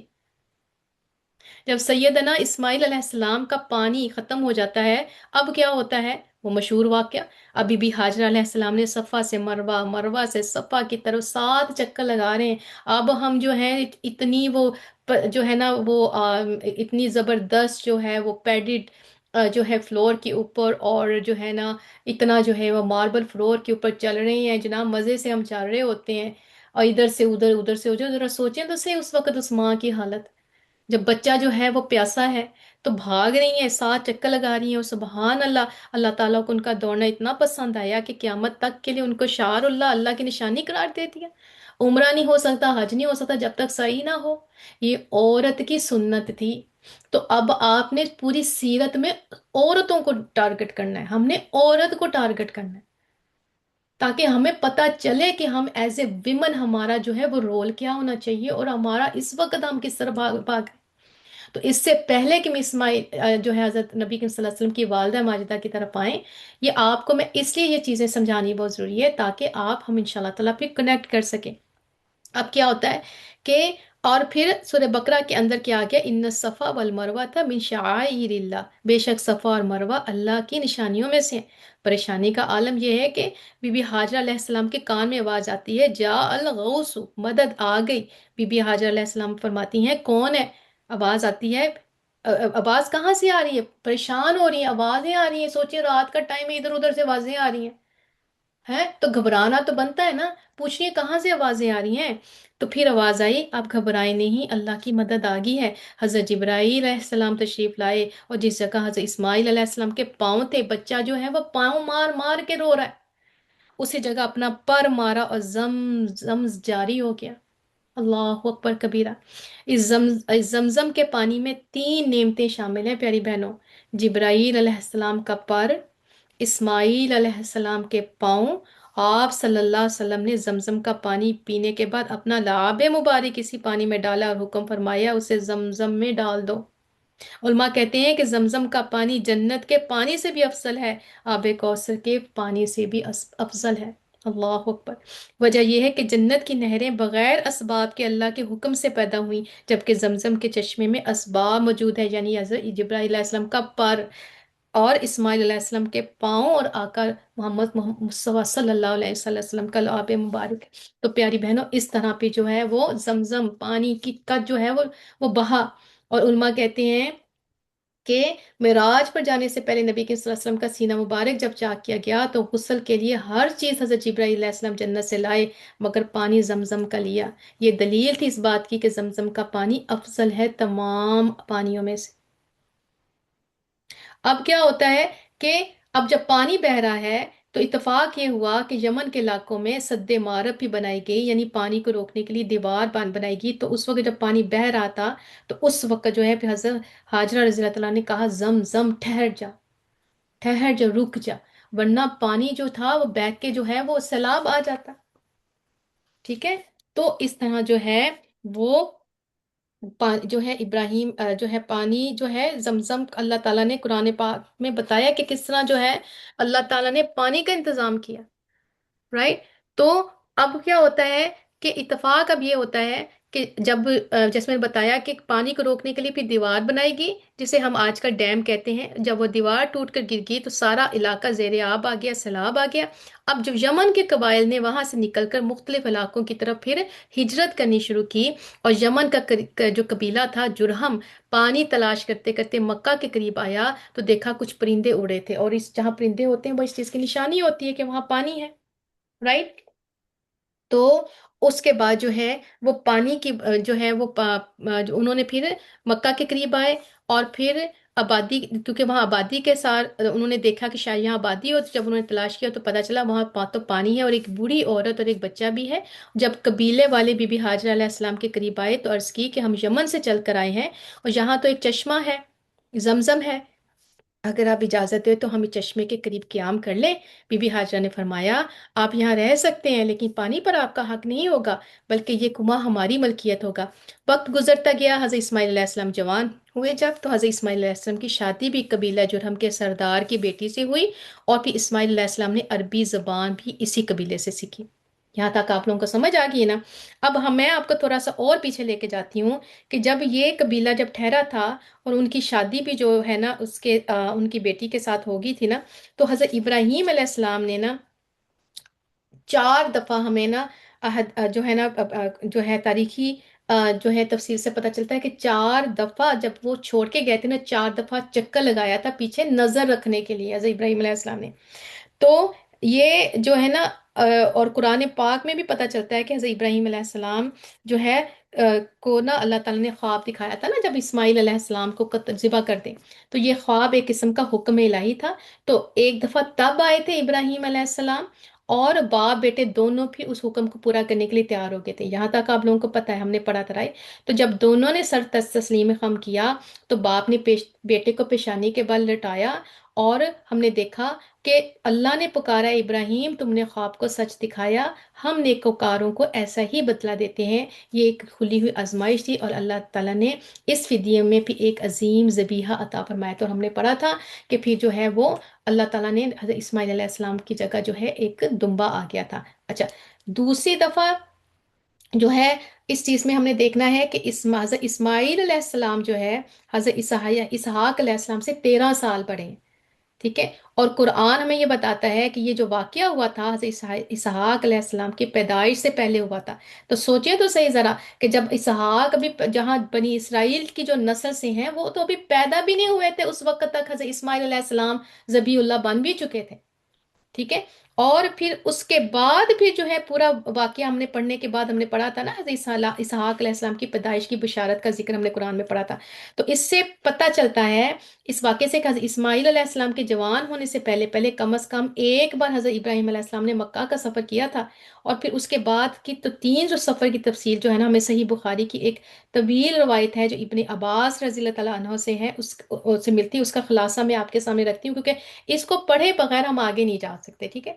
تو حضرت اسماعیل علیہ السلام جب نے اس کا خلاصہ یہ ہے کہ جب حضرت اسماعیل علیہ السلام جوان ہو گئے تھے تو جرہم سے، جیسے میں نے بتایا، عربی سیکھی، ان کی نگاہوں میں جب وہ جچنے لگے تو ان لوگوں نے آپ کی شادی اپنی ہی خاتون کے ساتھ کر دی۔ اسی دوران حضرت ہاجرہ کا انتقال ہو جاتا ہے، اور ادھر حضرت ابراہیم علیہ السلام کو خیال ہوا کہ دیکھوں میں جا کے کہ وہاں کیا ہو رہا ہے نا، تو چنانچہ وہ مکہ جب تشریف لے کے گئے، لیکن حضرت اسماعیل علیہ السلام سے ملاقات نہیں ہوئی۔ تو بہو تھی ان کی، جب ان سے پوچھا تو کہ کیسے حالات ہیں، تو دیکھیں اس سے ہمیں حکمت پتہ چلتی ہے کہ بہو نے جواب دیا، اب شکایت کرنی شروع ہوگی، بہت ہی مشکل حالات ہیں، تنگ دستی بہت ہے، اور جو ہے نا گزارا نہیں ہو رہا۔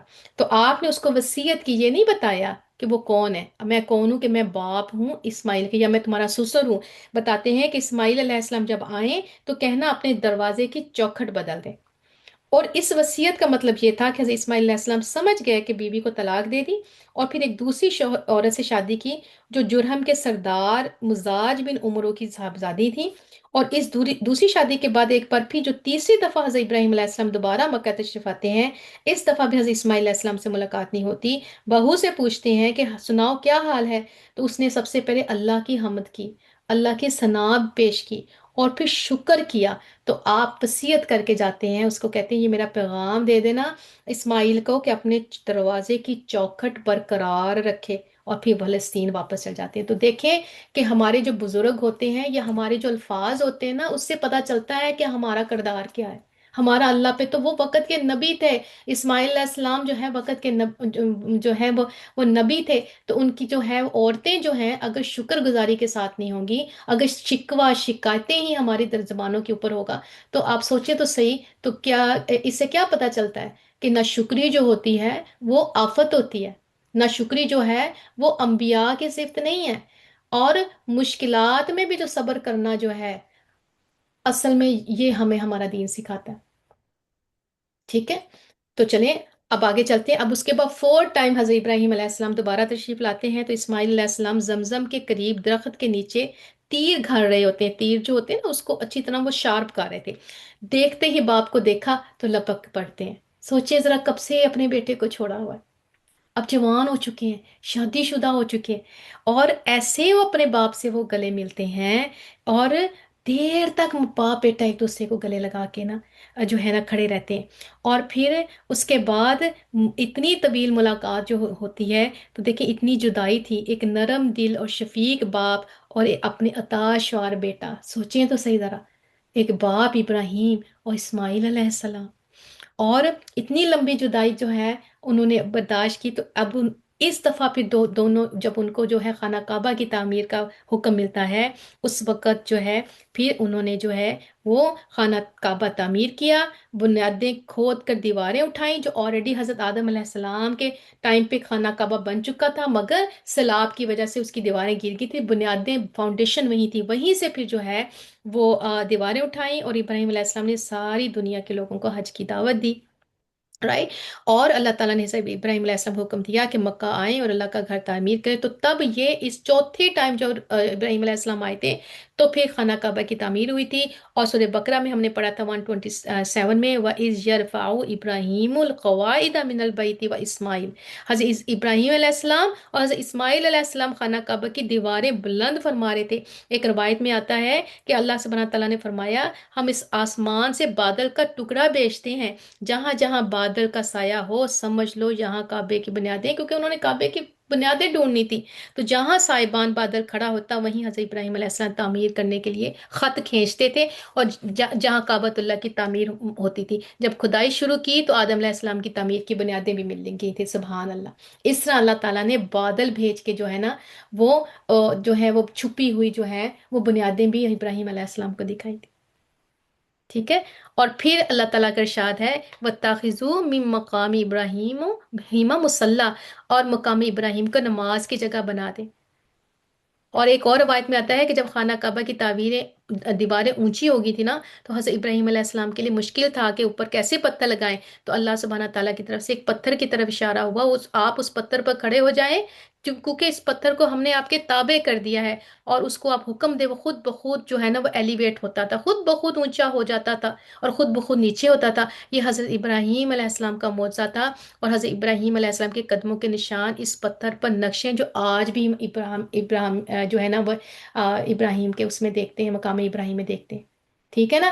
تو آج آج جو ہماری آنکھیں یہ سارا کچھ دیکھ رہی ہیں، ہم جب وہاں جاتے ہیں ہم دیکھتے ہیں تو ہے آج بھی کسی کے دل میں شک و شبہ کہ اسلام جو ہے اور قرآن جو ہے جس میں آج کی چیزیں جو ہم اپنی آنکھوں سے وٹنس کر کے آئے ہیں موجود ہیں، کوئی ہے جو کہہ سکتا ہے کہ قرآن جو ہے وہ پرانی کتاب ہے؟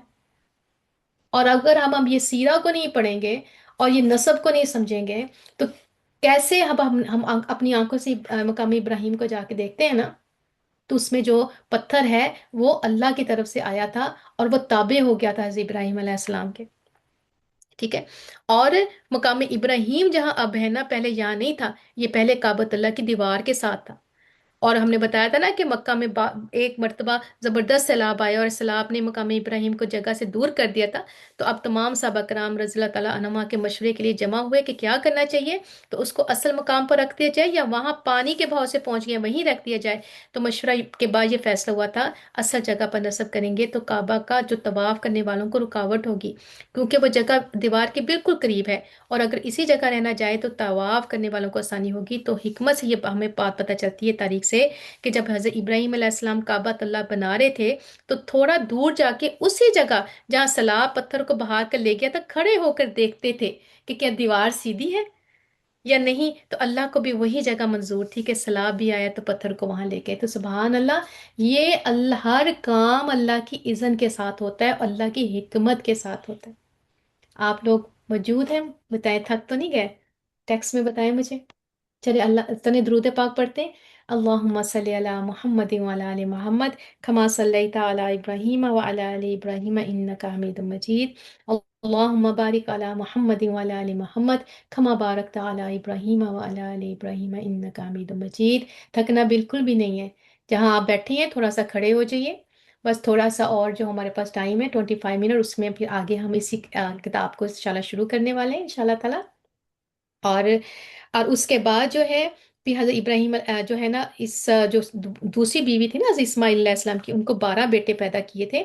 اور اس میں سے جو ہے نیابت یا نبایوت اور کیدار، یہ جو ہے ان 12 بیٹوں سے پھر 12 قبیلے وجود میں آئے اور پھر سب نے مکہ ہی میں رہائش اختیار کی. اور ان کی معیشت کا زیادہ تر جو دار و مدار ہے نا دار و مدار وہ یمن اور مصر کی اور شام کی تجارت پہ تھا. اور اس کے بعد جزیرۃ العرب کے مختلف اطراف میں پھر بیرونی عرب میں بھی یہ پھیل گئے. اور اسی طرح صرف جو ہے نا باقی تو سارے جو ہے وہ گم ہو گئے، ان کا ذکر نہیں ملتا، لیکن نابت اور قیدار کی اولاد جو ہے وہ پھر ان کا ذکر ہمیں ملتا ہے. پھر ان جو نبتیوں کے کو جو ہے نا عرب میں جو حجاز میں فروغ اور عروج ہوا اور ایک طاقتور حکومت قائم انہوں نے کی.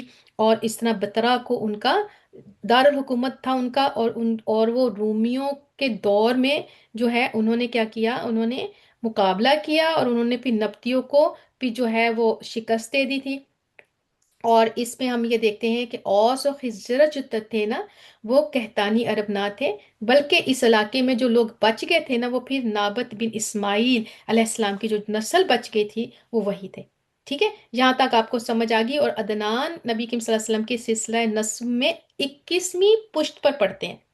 اور اس سے انشاءاللہ تعالی اب ہم اپنا شروع کرتے ہیں کہ آپ صلی اللہ علیہ وسلم نے جب اپنا سلسلہ نسب کا ذکر فرماتے تو عدنان پر پہنچ کر رک جاتے اور آگے نہ بڑھتے، فرماتے کہ جو ہے نا کہ یہ ماہر انصاف غلط کرتے، یعنی کہ یا اس کے آگے جو پھر وہ اختلاف کی وجہ سے وہ آگے نہیں جاتے تھے۔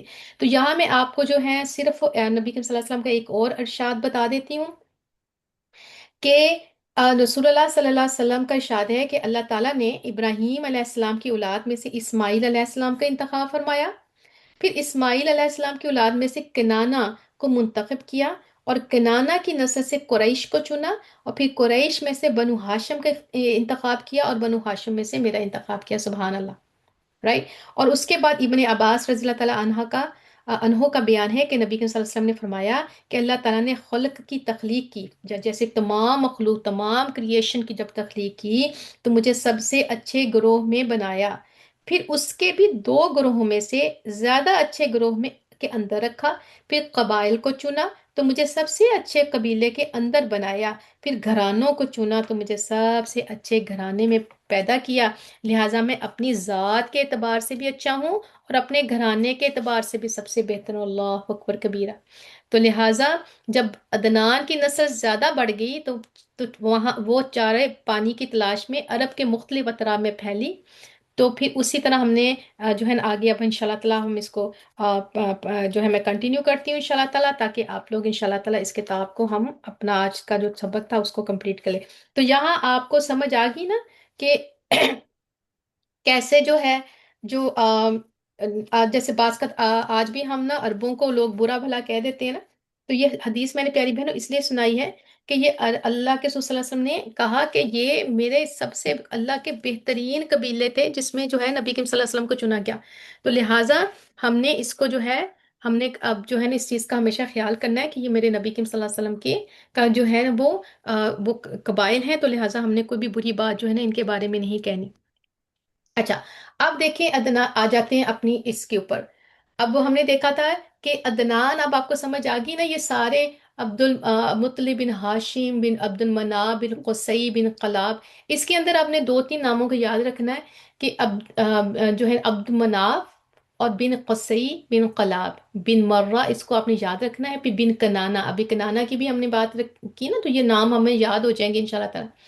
اب آگے بات ہو رہی ہے کہ عدنان بلا اتفاق حضرت اسماعیل علیہ السلام کی نسل سے ہیں، لیکن دونوں کے درمیان کتنی پشتیں ہیں اور ان کا نام کیا کیا ہے، اس میں بڑا اختلاف ہے، یہ ہم نے پڑھ لیا۔ آپ صلی اللہ علیہ وسلم کی والدہ ماجدہ کا نام آمینہ تھا، اور ان کے والد وہب بن عبد مناف بن زہرہ بن کلاب تھے۔ اب یہ دیکھیں، یہ واپس چل جائیں حضرت جو ہے نبی کے صلی اللہ علیہ وسلم کی جو والدہ مبارک جو ماجدہ تھیں، ان کا بھی جو ہے نا یہی، ان کا بھی نسب جو ہے نا بن کلاب کے ساتھ، بن مرہ بن قاب کے ساتھ جو ہے جڑتا ہے، اور یہ وہی کلاب ہیں جو والد کی طرف سے بھی آپ کے نسب میں آتے ہیں، یعنی کہ اللہ کے رسول صلی اللہ علیہ وسلم کی جو والد ماجد ہے اور والدہ ماجدہ کا نسب بھی ایک جگہ جا کے اکٹھا ہوتا ہے۔ اور کہا جاتا ہے کہ ان کا اصل نام عروہ یا حکیم تھا، لیکن وہ کتوں کے ذریعے بکثرت شکار کھیلا کرتے تھے، اس لیے کلاب کے نام سے مشہور ہو کے، کیونکہ عربی میں کلاب کتوں کو کہتے ہیں۔ یہاں تک سمجھ آ گئی، اب قبیلہ کو پڑھتے ہیں۔ آپ صلی اللہ علیہ وسلم قبیلہ قریش سے تعلق رکھتے تھے، جو پورے عرب میں سب سے معزز قبیلہ تھا۔ قریش دراصل فہر بن مالک یا نذر بن کنانا کا لقب تھا۔ اب یہاں آ جائیے دوبارہ آپ صلی اللہ علیہ وسلم کے نسب مبارک پر، نذر بن کنانا کہاں ہے یہ؟ نذر بن کنانا جو ہے وہ کس کے جو ہے نا فہر بن مالک بن نذر بن کنانا بن حزیمہ۔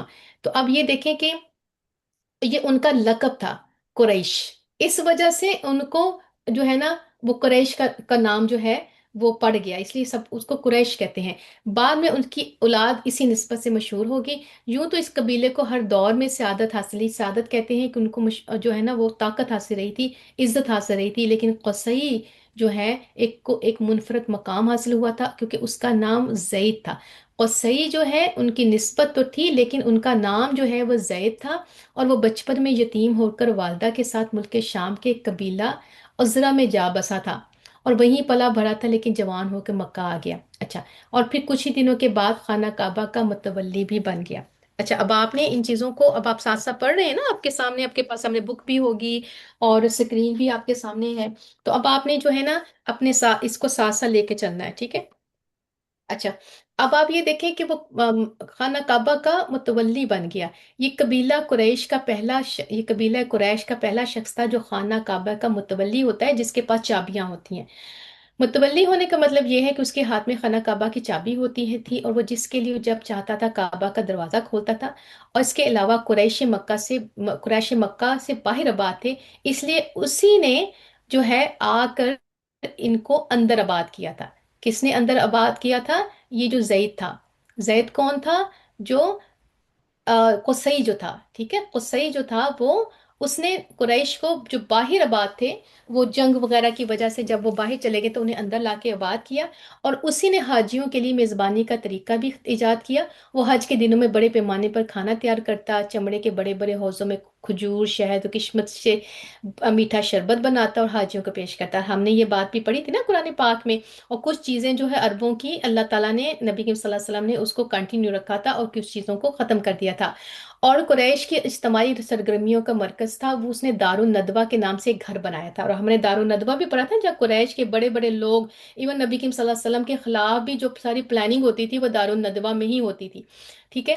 اور یہی ان کا پارلیمنٹ تھا۔ تو یہ اسی نے، قصی نے جو ہے یہ یہ بھی بنائی تھی، اور اسی میں وہ شادی وغیرہ کی رسمیں بھی انجام کرتے۔ تو بیسیکلی ان کا جو ہے کمیونٹی سینٹر تھا یہ۔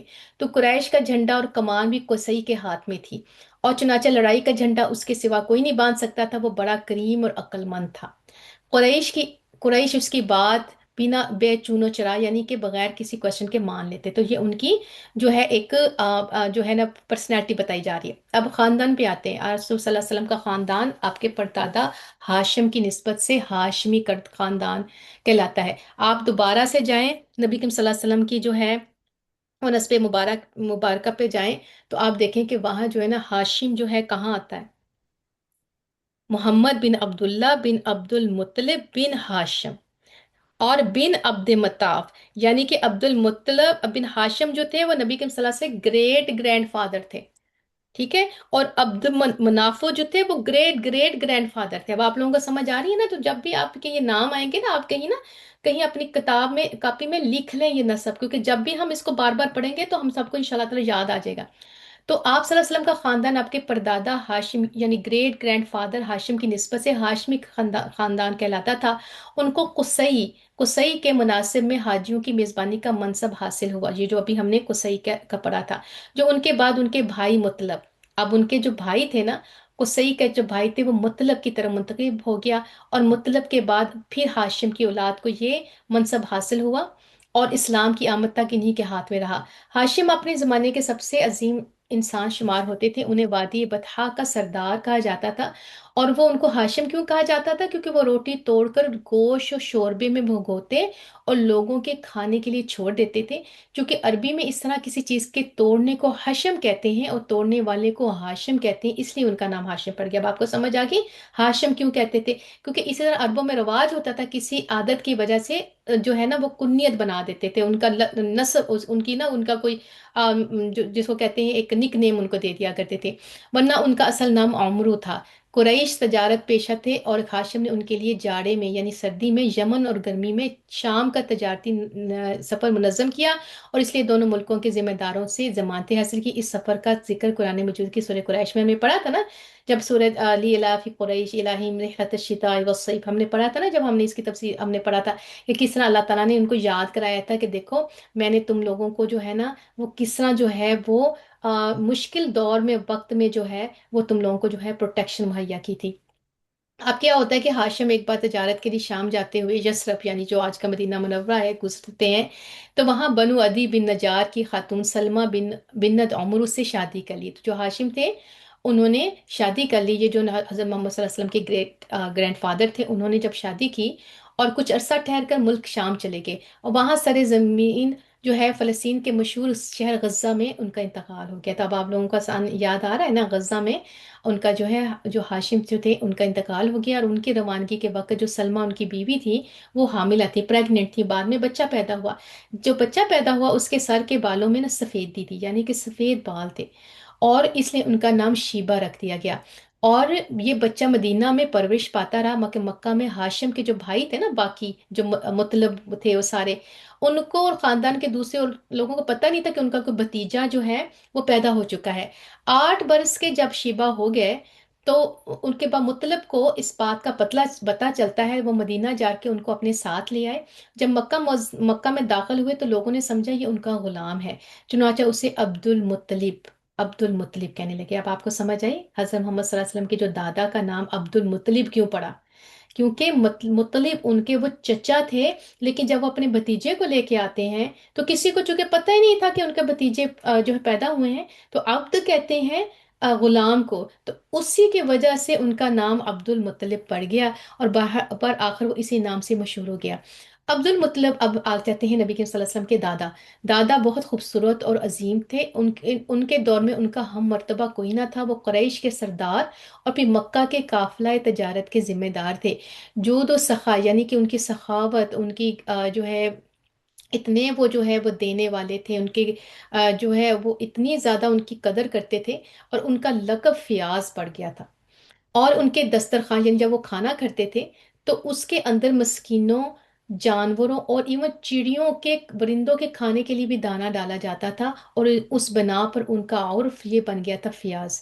اور وہ پتہ وہ کیا تھا کہ زمین پر انسانوں اور پہاڑ کی چوٹیوں پر وحشی جانور اور چڑیوں کو کھانا کھلانے والا، اس لیے ان کا نام فیاض، ان کا لقب فیاض پڑ گیا تھا، سبحان اللہ۔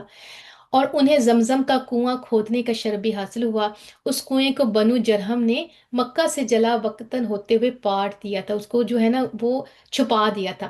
اس وقت سے اس کی جگہ نامعلوم چلی آ رہی تھی۔ عبد المطلب کو خواب میں اس کی جگہ بتائی گئی اور کھودنے کا حکم دیا گیا، انہوں نے کھودا تو پرانا کنواں برآمد ہو گیا۔ تو اللہ تعالیٰ نے نبی کریم صلی اللہ علیہ وسلم کے جو دادا تھے عبد المطلب کو بھی خواب میں جو ہے وہ زمزم کا کنواں جو ہے وہ بتایا کہ کہاں ہے۔ انہی کے زمانے میں خانہ کعبہ پر ہاتھی والوں کے حملے کا واقعہ آتا ہے۔ یہ سب حبشی تھے، اور ان کے سردار کا نام ابراہ تھا، ہم نے پڑھا تھا نا، لإیلافی قریش، جو ہم نے جو ہے نا جو سورہ فیل پڑھا تھا، رائٹ۔ اور جو یمن پر قابض اور حکمران تھا، وہ خانہ کعبہ ڈھانے کے لیے 60,000 کا لشکر جرار لے کے آیا۔ جب مکہ کے مشرق میں مزدلفہ اور مینا کے درمیان وادی محسن میں پہنچتا ہے اور مکہ پر حملہ آور ہونے کے لیے تیار ہو گیا، تو اللہ تعالیٰ نے اس کے لشکر پر چڑیوں کا جھنڈ بھیج دیا، ہم نے یہ پڑھا تھا نا۔ اور انہوں نے اس پر ٹھیکری جیسے پتھر، یعنی کہ اتنی سخت پتھر کی طرح جو ہے نا وہ پتھر برسائے، اور وہ کھائے ہوئے بھس کی طرح ہو گیا۔ یہ ہم نے جو ہے نا قرآن کے اندر آیت میں، قرآن کی سورہ میں پڑھا۔ یہ واقعہ آپ صلی اللہ علیہ وسلم کی پیدائش سے 50 یا 55 ڈیز پہلے پیش آیا تھا۔ اور آپ صلی اللہ علیہ وسلم کے والد گرامی عبد المطلب کے سب سے خوبصورت، پاک دامن اور چہیتے لڑکے تھے، انہیں ذبیح بھی کہا جاتا تھا۔ اچھا آپ دیکھیں، عبداللہ جو ہیں ان کو بھی ذبیح کہا جاتا ہے، جو نبی کریم صلی اللہ علیہ وسلم کے جو ہے والد جو ہے گرامی۔ اس کی وجہ یہ ہے کہ زمزم کی کھدائی کے دوران جب کنویں کے نشانات برآمد ہوئے تو قریش نے بھی عبد المطلب کے ساتھ شرکت کرنی چاہی، اور اس لیے ان سے جھگڑا ہو گیا جو بڑی مشکل سے ختم ہوا۔ یہ دیکھ کر عبد المطلب نے نظر مانی کہ اگر اللہ نے ان کو 10 لڑکے دیے اور ہر ایک مقابلے کے لائق ہوا تو ان میں سے ایک وہ اللہ کی راہ میں ذبح کر دیں گے۔ تو دیکھیں، لوگ اللہ کے راستے میں اس طرح کی منتیں مانتے تھے، اور ہم نے پڑھا تھا نا حضرت مریم کو کی منت بھی ان کی والدہ نے یہی مانی تھی نا، کہ اگر مجھے جو ہے اللہ بیٹا دے گا تو میں آپ کے راستے میں دے دوں گی۔ لیکن یہاں جو ہے منت انہوں نے مانی کہ میں اللہ کی راہ میں ذبح کر دیں گے۔ اب اللہ کا کرنا ایسا ہوا، ان کی مراد پوری ہوئی، چنانچہ انہوں نے سب لڑکوں کے درمیان جب قرہ نکالا تو قرہ عبداللہ کے نام، یعنی حضرت محمد صلی اللہ علیہ وسلم کے والد کے نام نکلا، اور لہٰذا ان کو ذبح کرنے کے لیے جب خانہ کعبہ کے پاس لے کے گئے، مگر قریش نے انہیں روک دیا، اور بالخصوص عبداللہ کے بھائی اور ماموں سخت آڑے آگے۔ بالآخر یہ فیصلہ ہوا کہ ان کے بدلے 100 اونٹ ذبح کیے جائیں گے، چنانچہ عبد المطلب نے یہ ایسے کیا۔ اس لیے آپ صلی اللہ علیہ وسلم کو 2 ذبیح کی اولاد کہا جاتا ہے، ایک ذبیح حضرت اسماعیل علیہ السلام تھے، اور ایک آپ صلی اللہ علیہ وسلم کے والد عبداللہ تھے، سبحان اللہ۔ اسی طرح آپ کو 2 فدیہ دیے گئے بزرگوں کی اولاد بھی کہا جاتا ہے، کیونکہ حضرت اسماعیل علیہ السلام کو مینڈھے وہ جانور جو تھا اس کا فدیہ دے کے بچا لیا گیا، اور آپ کے والد کو 100 اونٹوں کا فدیہ دے کے، سبحان اللہ۔ عبداللہ جو ہے کی شادی آمنہ بنت وہب سے ہوئی، جو اس وقت قریش کی سب سے بلند پایہ خاتون تھی۔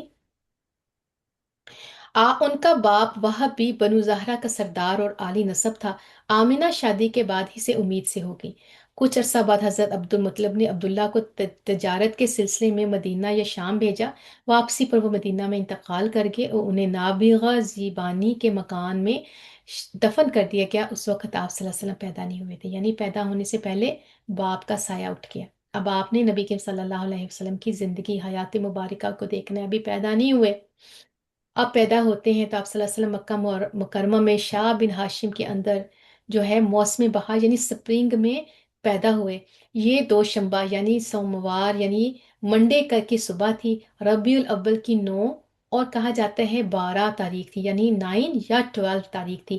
سال وہی تھا جس میں ابراہہ نے مکہ میں حملہ کیا تھا، چنانچہ اپنے ساتھ ہاتھی بھی لایا، اور عربی میں ہاتھی کو فیل کہتے ہیں، اس لیے اس سال کا نام عام فیل یعنی کہ ہاتھیوں والا سال پڑ گیا۔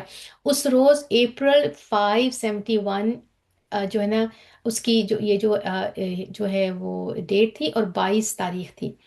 پیدائش کے وقت دائیا کا کام، جو دائیا تھی کا کام حضرت عبد الرحمن بن عوف رضی اللہ تعالیٰ عنہ کی والدہ شفا بنت عمرو نے انجام دیا، یعنی کہ حضرت عبد الرحمن بن عوف رضی اللہ تعالیٰ عنہ کی جو ماں تھی نا، شفا بنت عمرو نے نبی کریم صلی اللہ علیہ وسلم کو ڈلیور کیا تھا، سبحان اللہ۔ جب آپ صلی اللہ علیہ وسلم پیدا ہوئے تو آپ کی والدہ کے جسم سے ایک نور نکلا، جس سے ملک شام کے محل روشن ہو گیا، اللہ اکبر کبیرہ۔ پھر والدہ نے عبد المطلب کے پاس آپ کی پیدائش کی خوشخبری پہنچوائی، وہ اتنے خوش تھے، خوشی سے تشریف لاتے اور آپ کو خانہ کعبہ میں لے جا کر اللہ تعالیٰ سے دعا کی اور اس کا شکر ادا کیا، اور اس توقع پر آپ کی تعریف کی جائے گی۔ آپ کا نام محمد صلی اللہ علیہ وآلہ وسلم رکھا گیا، جو پڑھیے صلی اللہ علیہ وآلہ وسلم۔ پھر عرب کے دستور کے مطابق 7ویں دن عقیقہ اور ختنہ کیا اور لوگوں کو دعوت دی، تو یعنی کہ یہ بھی جو ہے سنت مبارکہ جو ہے پہلے سے بھی تھی، اور بعد میں نبی کریم صلی اللہ علیہ وسلم نے اس کو کنٹینیو رکھا۔ آپ صلی اللہ علیہ وسلم کو آپ کی والد کی لونڈی ایمن گود کھلایا کرتی تھی، وہ حبشن تھی اور ان کا نام برکت تھا۔ اللہ تعالیٰ نے ان پر بڑا فضل کیا، چنانچہ انہوں نے آپ کی نبوت کا دور پایا، اسلام لائیں اور پھر ہجرت کی۔ سوچیں ذرا، ایمن جو تھی ان کو اللہ تعالیٰ نے یہ زندگی دی کہ انہوں نے ان کو گود کھلایا، پھر جب آپ جو ہیں وہ نبی پروفٹ بنے تو آپ پر ایمان لے کے آئیں، پھر ہجرت بھی کی، پھر آپ کی وفات کے 5-6 مہینے بعد وفات پا گئی رضی اللہ تعالیٰ عنہما۔ اب کیا ہوتا ہے دودھ؟ آپ صلی اللہ علیہ وسلم کی والدہ کے بعد سب سے پہلے ابو لہب کی لونڈی صوبیہ نے آپ کو دودھ پلایا۔ اس وقت آپ کا اپنا جو بچہ دودھ پیتا تھا اس کا نام مسروح تھا۔ صوبیہ نے آپ سے پہلے حضرت حمزہ بن عبد المطلب یعنی ان کے چچا نبی کے صلی اللہ علیہ وسلم کے چچا کو، اور آپ کے بعد ابو سلمہ بن عبد الاسد مخزومی کو بھی دودھ پلایا تھا، لہٰذا یہ تینوں آپ کے رضائی بھائی تھے، یعنی چچا بھی تھے حضرت حمزہ اور رضائی بھائی تھے۔ اس لیے آپ کو پتہ چلا جب حضرت حمزہ رضی اللہ تعالیٰ عنہ کو جو ہے بری طریقے کے ساتھ شہید کیا گیا تو رسول اللہ صلی اللہ علیہ وسلم بہت سیڈ ہوئے تھے۔ ان کے بھائی رضائی بھائی بھی تھے اور چچا بھی تھے۔ اب آتا ہے حلیمہ سعدیہ کی گود۔ عرب کے شہری باشندوں کا دستور تھا کہ وہ اپنے بچوں کو شہری بیماریوں سے بچانے کے لیے انہیں دودھ پلانے والی بدوی یعنی گاؤں کی عورتوں کے حوالے کر دیا کرتے تھے، تاکہ ان کے پٹھے مضبوط ہو، تاکہ وہ سٹرونگ ہو جائیں اور ان کی عربی زبان خالص زبان اور ٹھوس ہو جائے۔ اسی دستور کے مطابق عبد المطلب کو بھی دودھ پلانے والی دائیا کی تلاش تھی۔ ادھر بنو سعد بن بکر بن حوازن کی کچھ عورتیں، اس غرض سے مکہ تو لوگ نا اپنی جابوں کی خاطر عورتیں آتی ہوتی تھیں، اور جو ہے نا بڑے بڑے امیر لوگوں کی نا بچوں کی خواہش میں آتی تھی تاکہ ان کو اس کا اچھا معاوضہ ملے، تو ان پر آپ صلی اللہ علیہ وسلم کو پیش کیا گیا، مگر جب انہیں معلوم ہوا کہ آپ صلی اللہ علیہ وسلم یتیم ہیں تو وہ آپ کو لینے سے انکار کر دیتی۔ اللہ اکبر۔ ایک خاتون حلیمہ بنت ابو زویب کو کوئی بچہ نہ ملا، انہوں نے مجبوراً آپ کو لے لیا، مگر جب لے لیا تو ان پر خوش قسمتی کا ایسا دروازہ کھلا کہ دنیا حیرت زدہ رہ گئی، جس کی جھلک آپ ہم آئندہ پڑھیں گے۔ حضرت حلیمہ کے والد ابو زویب کا نام عبداللہ بن حارث تھا، اور وہ آپ صلی اللہ علیہ وسلم کے رضائی نانا ہوئے۔ حلیمہ کے شوہر کا نام حارث بن عبد العزہ تھا، اور دونوں ہی قبلہ سعد بن بکر بن حوازن سے تعلق رکھتے تھے، اس لیے حارث کے بچے بچیاں آپ صلی اللہ علیہ وسلم کے رضائی بھائی بہن ہو گئے، جن کے نام یہ ہیں کہ عبداللہ، انیسہ، جدامہ، اور ان کا لقب شیمہ بھی تھا، اور اسی سے وہ مشہور ہوئی۔ وہ قدرے بڑی تھی اور آپ صلی اللہ علیہ وسلم کو گود کھلایا کرتی تھی، آپ کی بہن، رضائی بہن۔ حلیمہ کے گھر میں برکت کیسے ہوئی؟ جیسے کہ پہلے اشارہ کیا گیا کہ جب تک آپ صلی اللہ علیہ وسلم حلیمہ کے گھر میں موجود رہے ان کا گھر برکتوں سے مالا مال رہا۔ حلیمہ بیان کرتی ہیں کہ جب وہ مکہ آئی تھی تو قحط ساری کا دور تھا، ان کے پاس ایک گدی تھی جو اس قدر کمزور اور دبلی تھی کہ پورے قافلے میں سب سے سست و مریل تھی، یعنی کہ جو گدی تھی وہ بڑی سست تھی، مری ہوئی تھی، چال مری ہوئی چال چلتی تھی۔ ایک اونٹنی تھی، اور مگر وہ ایک قطرہ بھی دودھ کا نہ دیتی تھی۔ حلیمہ کا اپنا بچہ بھوک کی بے قراری سے پوری رات بلکتا اور چیختا رہتا، نہ خود سوتا نہ ماں باپ کو سونے دیتا۔ مگر جب وہ آپ صلی اللہ علیہ وسلم کو لے کر اپنے گھر آئیں اور گود میں رکھا تو سینے دودھ سے بھر گئے، اللہ اکبر! حتیٰ کہ آپ نے خوب پیٹ بھر کر دودھ پیا، اور آپ کے ساتھ حلیمہ کے بچے نے بھی جی بھر کر پیا، آپ دونوں آرام کی نیند سو گئے۔ اللہ اکبر کبیر، اللہم صلی علی محمد وعلی آل محمد کما صلی تعالی ابراہیم وعلی آل ابراہیم انک حمید مجید۔ ادھر شوہر اٹھ کر اونٹنی کے پاس گیا تو کیا دیکھتا ہے کہ تھن دودھ سے بھرے پڑے ہیں، اور چنانچہ اس نے اس قدر دودھ دھوا، یعنی دودھ اس نے نکالا کہ دونوں نے خوب پیا، سیراب ہو کر پیا اور نہایت پرسکون رات گزاری۔ سوچیں تو صحیح ذرا برکتیں رسول اللہ کی۔ مکہ سے واپسی پر حضرت حلیمہ اسی خستہ حال گدی پر سوار ہوئیں اور اپنے ساتھ آپ کو بھی لیا، مگر اب وہ گدی ایسے تیز چلتی کہ پورے قافلے کو کاٹ کر آگے نکل گئی اور کوئی گدھا اس کا ساتھ نہ پکڑ سکا۔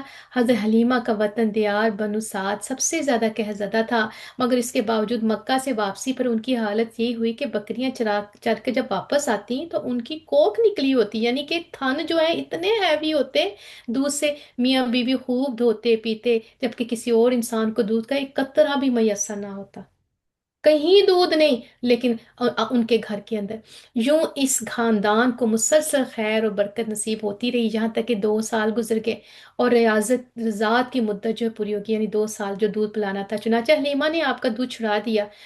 اس دوران آپ صلی اللہ علیہ وسلم پختہ اور مضبوط ہو چکے تھے، یعنی کہ 2 سال کے ہو چکے تھے، اللہ اکبر۔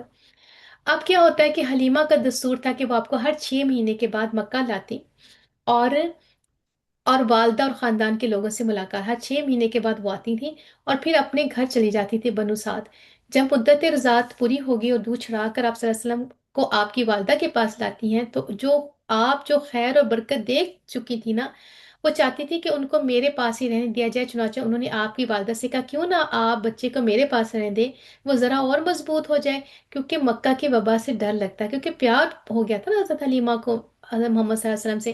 والدہ بھی اس پر راضی ہوگی، حلیمہ آپ کو لے کر خوش خوش اپنے گھر واپس ہوگی۔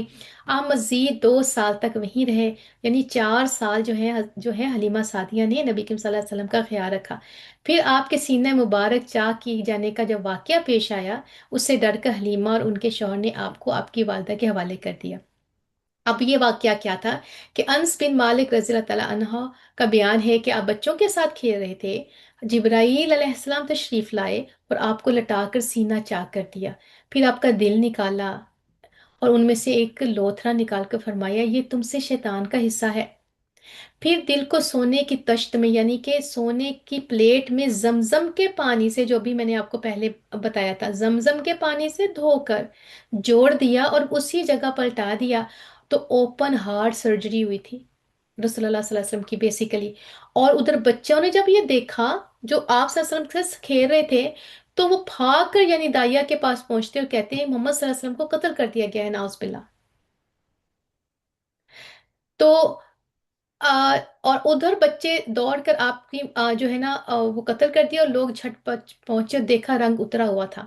حضرت انس رضی اللہ تعالیٰ عنہ کا بیان ہے کہ میں نبی کریم صلی اللہ علیہ وسلم کے سینے پر سلائی کا نشان دیکھا کرتا تھا۔ تو یہ جو گوشت کا لوتھرا ہے نا، اس کے بارے میں بھی کہتے ہیں کہ یہ پتا ہے، پتا، اور یہ ایک ایسا حصہ ہوتا ہے جس میں شیطان جو ہے، اس میں جو گندا خون جو ہے نا وہ اکٹھا ہو جاتا ہے، اور شیطان اس کے اندر جو ہے نا اپنا اثر وسوسہ زیادہ ڈالتا ہے، اور اسی کی وجہ سے نا جو ہے نا غصہ پھیلتا ہے اسی کی وجہ سے، اور اسی لیے جو ہمارا جو نبی صلی اللہ علیہ وسلم کی سنت مبارکہ ہے نا، ہجامہ، ہجامہ جو ہے وہ انسان کے اندر کے خون کو صاف کرتا ہے، اور اسی سے جو ہے انسان کو جو ہے جب خون صاف ہوتا ہے تو اس کے بعد جو ہے شیطان کے جو وسوسہ ہے نا اس کی طاقت کم ہو جاتی ہے، اور انسان کو جو ہے نا غصہ، اور انسان کا جو نفس کا جو اس کے اوپر ایک قابو آتا ہے نا، تو یہ حجامہ کی وجہ سے یہ ایک اسپرچل جو ہے کلینزنگ ہے، اور اس سے بڑا فرق پڑتا ہے، تو یہ حصہ جو ہے نکال دیا تھا رسول اللہ صلی اللہ علیہ وسلم کا۔ اب کیا ہوتا ہے کہ اس واقعے کے بعد صلی اللہ علیہ وسلم کو مکہ پہنچا دیا کیونکہ ڈر گئی حضرت حلیمہ سعدیہ ڈر جاتی ہیں، اور آپ نے اپنی ماں کے جو ہے نا سایہ محبت میں اپنے خاندان کے اندر کوئی اور 2 سال، تو کیا پتا چلا 4 جو ہے حلیمہ سعدیہ کے ساتھ اور 2 سال نبی کے ساتھ اپنی ماں کے ساتھ، تو کیا ہو گیا، 4 5 6 سال ہو گئے۔ اور پھر والدہ، دادا اور ام ایمن کے ساتھ مدینہ کا سفر کیا، اور جہاں آپ کے والد کی قبر بھی تھی اور دادا کا ننیال بھی تھا، یعنی کہ آپ کا جو ہے وہ دادا کی طرف سے ان کا جو ہے وہ ننیال تھا، اور آپ مدینہ میں 1 ماہ رہ کر واپس ہوئے، تو راستہ میں اب کیا ہوتا ہے 6 7 اس عمر میں جو ہے آپ کی والدہ بیمار ہوگی، اور ابوا پہنچ کر رحلت کر کی، دیکھیں ایک تھوڑا سا ٹائم اپنی ماں کے ساتھ گزارا، اور پھر کیا ہے وہ بھی فوت ہو جاتی ہیں اور وہیں انہیں دفن کر دیا گیا۔ تو 10:30 ہو گئے ہیں، میں یہاں ان شاء اللہ تعالیٰ ختم کرتی ہوں پیاری بہنوں۔ پھر آگے آپ چونکہ نیکسٹ کلاسز میں اب ہمیں اپنا بیک گراؤنڈ نہیں پڑھنا، تو ہم اس کو کنٹینیو کریں گے ان شاء اللہ تعالیٰ، اور آپ اس کو دوبارہ پھر آگے سے پڑھیے گا۔ تو پھر دادا جو ہے، اب جب ماں فوت ہو گئی، باپ پہلے فوت ہو گیا، اب ماں بھی فوت ہو گئی ہے، تو اب پھر رسول اللہ صلی اللہ علیہ وسلم کی جو ان کی کفالت کا ذمہ تھا وہ کیسا ہوا، ان شاء اللہ تعالیٰ نیکسٹ منڈے پڑھیں گے۔ اور دعا کرتے ہیں کہ ہم نے جو کچھ پڑھا اللہ پاک ہمیں اس کو سمجھنے کی توفیق عطا فرمائے، اور نبی کریم صلی اللہ علیہ وسلم کا بچپن دیکھیں ماں اور باپ کے ساتھ بغیر گزرا ہوا، اور کس طرح جو ہے چھوٹے سے بچے ہیں تو باپ جو ہے اس کو دیکھا نہیں، اور ماں جو ہے جب ہوش سنبھالا تو اللہ تعالیٰ نے ماں بھی لے لی۔ تو ان شاء اللہ تعالیٰ اس کے بعد نیکسٹ ویک ہم اس کو اور اچھے طریقے سے پڑھیں گے۔ دعا کرتے ہیں اللہ تعالیٰ کہ اللہ پاک ہم نے جو ہے نبی کریم صلی اللہ علیہ وآلہ وسلم کا کہ سیرہ مبارک کا کے جو حالات پڑھے، اور ہم نے جو ہسٹری پڑھی اللہ پاک ہمیں اس کو سمجھنے کی توفیق عطا فرمائے، اور اللہ پاک ہمیں پیارے نبی کریم صلی اللہ علیہ وسلم کی محبت کے ساتھ سرشار کر دے۔ اور آئی ہوپ کہ آپ ان شاء اللہ تعالیٰ جو ہے اپنی انجوائے کیا ہوگا، اور آپ بار بار اس کو ریمائنڈ کریں گے اپنے ذہن میں ان شاء اللہ تعالیٰ۔ اور درود پاک پڑھ لیتے ہیں، اللہم صلی علی محمد وعلی آل محمد کما صلیت علی ابراہیم وعلی آل ابراہیم انک حمید مجید، اللہم بارک علی محمد وعلی آل محمد کما بارکت علی ابراہیم وعلی آل ابراہیم انک حمید مجید، سبحان ربک رب العزت عما یصفون والسلام علی المرسلین والحمد للہ رب العالمین، صلی اللہ تعالی علی خیر خلقہ محمد وعلی آلہ وصحبہ اجمعین برحمتک یا ارحم الراحمین، آمین اللہم آمین۔ الحمد للہ ثم الحمد للہ۔ بارک اللہ فیک my sisters, thank you for your time, جزاک اللہ خیر و احسن الجزا۔ تو چلیں ان شاء اللہ تعالیٰ جو ہے وہ زویا کو میں مائک دیتی ہوں ان شاء اللہ تعالیٰ، اینڈ اس کے بعد روم دوبارہ سے کھل جائے گا ان شاء اللہ تعالیٰ، تو اپنی محبتوں کا نذرانہ ضرور پیش کیجیے گا، اور جو جو اس وقت آپ کے دل کی حالت ہے آپ ہمارے ساتھ شیئر کیجیے گا، اور تاکہ یہ ہماری جو ہے حالت لکھی جائے ان شاء اللہ تعالیٰ۔ وما علینا الا البلاغ۔ السلام علیکم ورحمۃ اللہ وبرکاتہ۔ جی سسٹر زویا۔